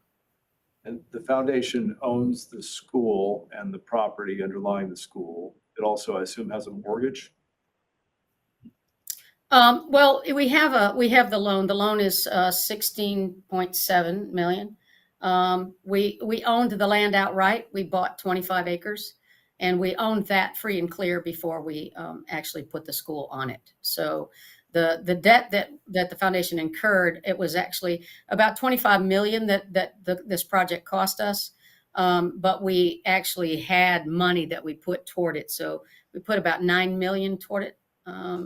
Little less than that because we bought the land. But so we've ended up with the debt of 16.7, but it's a $25.5 million project. So we started out with cash. We did the first 6 months of the build with cash and then got the loan. So I think we've done a great job. We own all the property and we also own the other building, which is a historic building, a late 1800s historic building that we completely renovated in 2019 for that school. So we have 2 schools on this 25-acre property, enough land here to add another building to increase this school as well as a little bit of a high school for her, for the Halton School. So we have assets. I guess final question for me, you have 298 current students, I believe. What is the projection for the fall? 363 minimum. I think we'll probably walk in the door with a little bit more than that. So we've already got 117 kids signed up for fall, and we're not done enrolling. So we'll enroll all the way through September, October. But we're in the process of enrolling students now. So we have 117. We have 27 10th graders and 90 ninth graders already enrolled for fall. So that's besides the students that are already enrolled. Any other questions from the board? I've got questions. I see big red flags. It's not only graded an F, it's a 29. Very low. And when you look at the metrics from the report card, they're behind in biology, English, math, and the only metric that they exceed their peer group is chronic absenteeism. I mean, that speaks to me. I mean, you got to come to school to learn. Understood. Another thing, you look at the debt, if it goes to term, it's $47 million. We just had a report before this where this board lost $3 million on charter schools, and it won't be recovered in all likelihood. This school, according to this document, has a landlord-tenant relationship with the foundation. The school does not own the building, the land, the assets. The foundation does. If the school fails, you can't litigate, you can't do liens, you can't collect from the foundation. That's asset protected. That and not paying rent for 6 months, well, does that debt just go down the road? Is it excused? It's excused. That's $47 million. Does not sound like financial stability to me. Not meeting half the metrics is not financial stability. Depending on fundraising is not financial stability. Their money as a charter school is coming with the head count from 8 school districts. I have a question. How much of that money originates in the federal system, which passes down to the state, to the local system, when we all know that the federal DPI is in the process of possibly being eliminated? That spigot's being turned off. Our obligation as a gatekeeper is to protect this state retirement fund, period. I don't see it. Can I speak to that? We have very little federal funds. This year we have $246,000 in federal funds. We're not heavy in federal funding. The Dale F. Halton Foundation is committed every year for as long as the school needs it. And that is a heavily funded foundation. So that's also, I mean, Dale's greatest wish prior to her death was to make sure that this school was solvent and that it produced and that these students had an opportunity.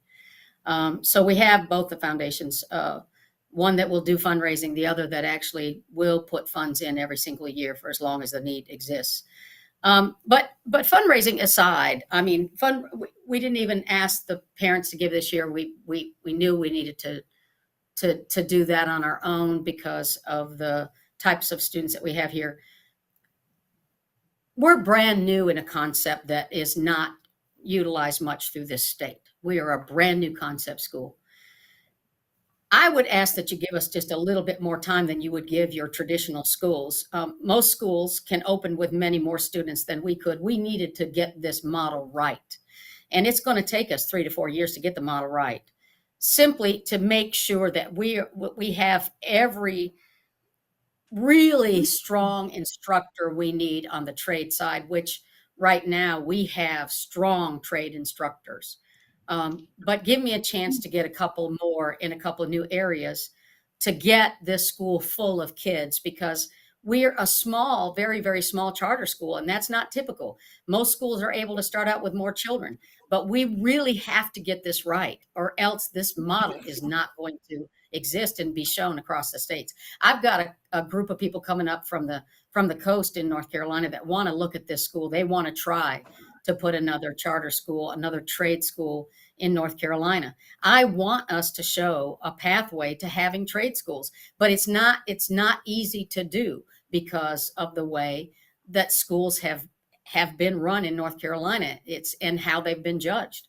If you'll just bear with me a couple of years, I can show you that we can be a solvent school and we can be a bigger school that can actually show you a lot more money on the books. I just need a little bit of time.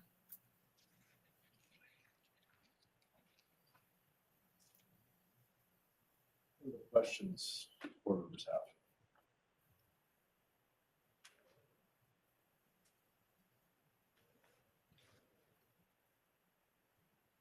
Question. The bill that is over now, say we get it passed by July. Would this affect this school, or do we have to make a decision today? As currently worded, the bill could not be applied to the school. Okay. But do we have to make a decision today? A little bit harder to answer. I think that the statute doesn't speak to the timeline, although the thing that we're up against, I believe, is the July 1 fiscal year. But it's unclear, what would happen if we waited until August to make a decision. I think that's what I was saying, Patrick, is, so the first year they've been provisional, and then there's a little bit of extension to get the financial report. They're still not solved in question. Normally, you said they operate for 2 years before they submit. Is there a way to grant them provisional for another year and relook it? And if they're still not performing, make the final decision, or that outside of the scope of the state statute? My understanding of the statute right now is that's not an option. The provisional period is 1 year, and then the board needs to either approve or not approve them to continue permanently. the board could, wait for the first set of financial reports, which now we have. So the extension would be something that would be part of this legislation where our agency has requested. But as we were just saying, we don't think as worded it would apply back to this charter school. The other thing, just timing wise, since timing has come up, I just wanted to mention, if the board were to not approve their application, my understanding of the effect it would have is that the employees of Aspire Trade, which at our last count, there were 28 participating in TSERS, they would stop earning benefits under TSERS. They would stop making 6% of their pay contributions to TSERS. The school would be allowed to apply again to join TSERS after 5 more years have elapsed. But meanwhile, the employees are not earning benefits. So what do we do with the funds that have already been paid? They are still in people's accounts. So if those employees want, after they're done working for the charter school, they can receive a refund of what they've contributed with 4% compound interest. If they go to work for another employer, or they have worked in the past for another employer that participates in TSERS, then they can reach eligibility for retirement. They can reach 5 years vesting and eligibility for retirement benefits. But right now, if you have an employee who just their first ever time in TSERS was September 1st, 2023, when Aspire Trade joined TSERS, they have right now about 1.5 years of service credit. They don't have 5 years. If they're not approved to continue participating, their money stays in their account until they stop working, and then they can get a refund of it with compound interest.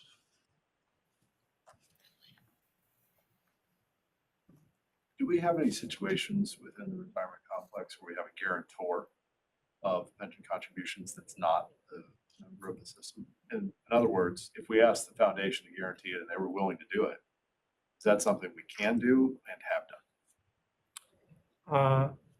I haven't encountered that in the charter school world. Our local board encountered that question within the past couple of years when the board was writing administrative rules about non-taxing authorities wanting to join the local system and what type of surety they could provide to give the board some confidence that they could pay a withdrawal liability if they have to one day. And the question came up as to whether a county or municipality could guarantee surety on behalf of, let's say, a tourism authority in their area. And we believed after researching that at least on the local side, that ran into legal difficulties. Buildings were deeded to the school, not the foundation. You would have something you could go after if you have to later. That's just straight up asset protection.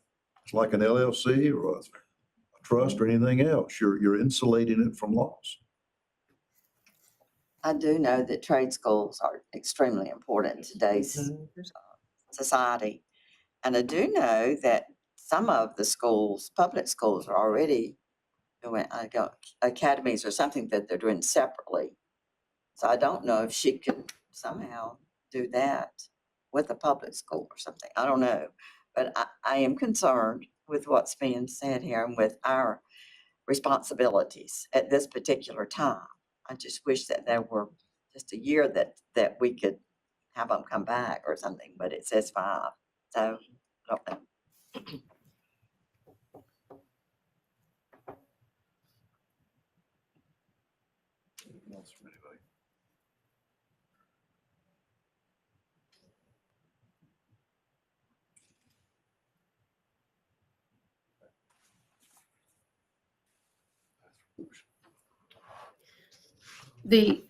Can I ask one question? In the situation that you brought up was public entities. The school is a not-for-profit the foundation is a not-for-profit, does that make the guarantee option different than it would be the situation that you brought up with the tourism board? This is Patrick. I don't know the answer to that question. I just know that we have researched it in the context of local governments. I am not claiming that it is the same in the context of two nonprofit entities. Yeah, I know that I could even go to the Dale F. Halton Foundation. The depth of funds is much greater even there, and I'm sure that I could get some assurances there as well. They're sitting on 19 million. So maybe I'll float an idea, which would require a interim telephonic meeting June 30th. I'd ask staff to explore the concept of a guarantee for Aspire Trade's contributions to see if that is even feasible under law. And of course, the foundation would have to agree to it. And if both of those things came back positive, I'd ask to convene a meeting of the teacher board to discuss this again. That all has to be done before July 1st, though, so that we can administer it properly.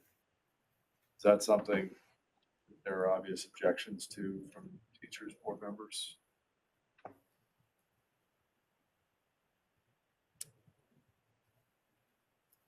I would feel much better about making a vote then, because at this point, like Jeffrey said, we don't have anything to fall back on if we have the same situation where they close.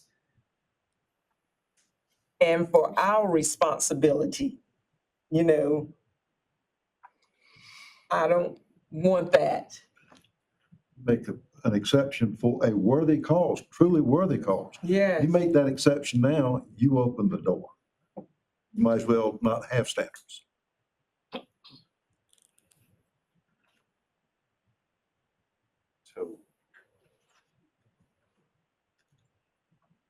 So do we make a motion that we send this back to the staff to look at the prospect of a guarantee or grantor and come back to vote on this before 1 July? Is that? I think we do that without objection. Thank you. Yes. So we will report back to the state board coming weeks, I suppose. And we'll work with Aspire Trade and the foundation to see if there's a workable concept in here. Thank you.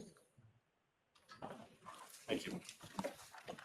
Okay, so let's move on to the public comment section. We will now provide time for any individual, association, or organization that represents North Carolina public employers, employees, or retirees to address the board. Please limit your comments to no more than 2 minutes. Do we have any public comments? Okay, no public comments, so we'll consider that closed. We'll move on to Board of Trustees comments. Are there any members of either board who would like to make concluding comments? Hearing none, we will move on to adjourning the local board. Just as a note, we are going to adjourn the state board pending conclusion of the executive session. So it's slightly different, but we are actually going to adjourn the local board. So do I have an motion from a member of the local board to adjourn? So, Mr. Bobbsey, is there a second? Second. Call the roll. Manager Briner? Aye. Manager Pender? Ms. Certain? Mr. Morris? Mr. Brewer? Ms. Blunt? Aye. Mayor Vaughn? Aye. Ms. Hurley? Aye. Mr. Thomas? Aye. Mr. Gammon. Chief Weaver. Aye. Motion carries. All right, thank you, local boards. You are adjourned. We will move to the state board. Do I have a motion to get lunch? Have lunch. We do have lunch for you too, so hang tight. I've got that. Do I have a motion from a member of the state board to adjourn pending conclusion of the executive session? So moved. Second.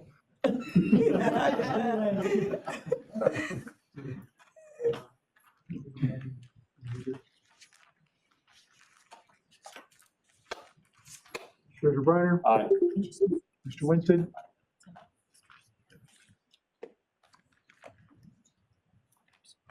Mr. Smith. Aye. Mr. Brewer. Aye.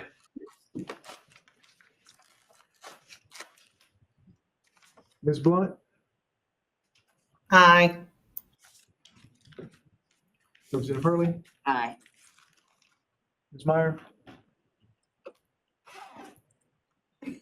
She wants to stay. Sorry. Mr. Gammon. Okay, the teachers' board will be adjourned post-executive session. The time is now, do I have a motion for a member of the state board to move into executive session for consultation with legal counsel? Motion. Mr. Gammon, Second. Ms. Reader. Call the roll. Treasurer Briner. Aye. Mr. Winston. Yes. Mr. Ebbinghausen. Aye. Mr. Smith. Aye. Mr. Brewer. Aye. Ms. Blunt. Aye. Representative Hurley. Aye. Ms. Meyer. Yes. All right, we will move into executive session. The time's now 12:26. We'll take a short lunch break. For those who ordered lunch, your food is in the kitchen waiting area.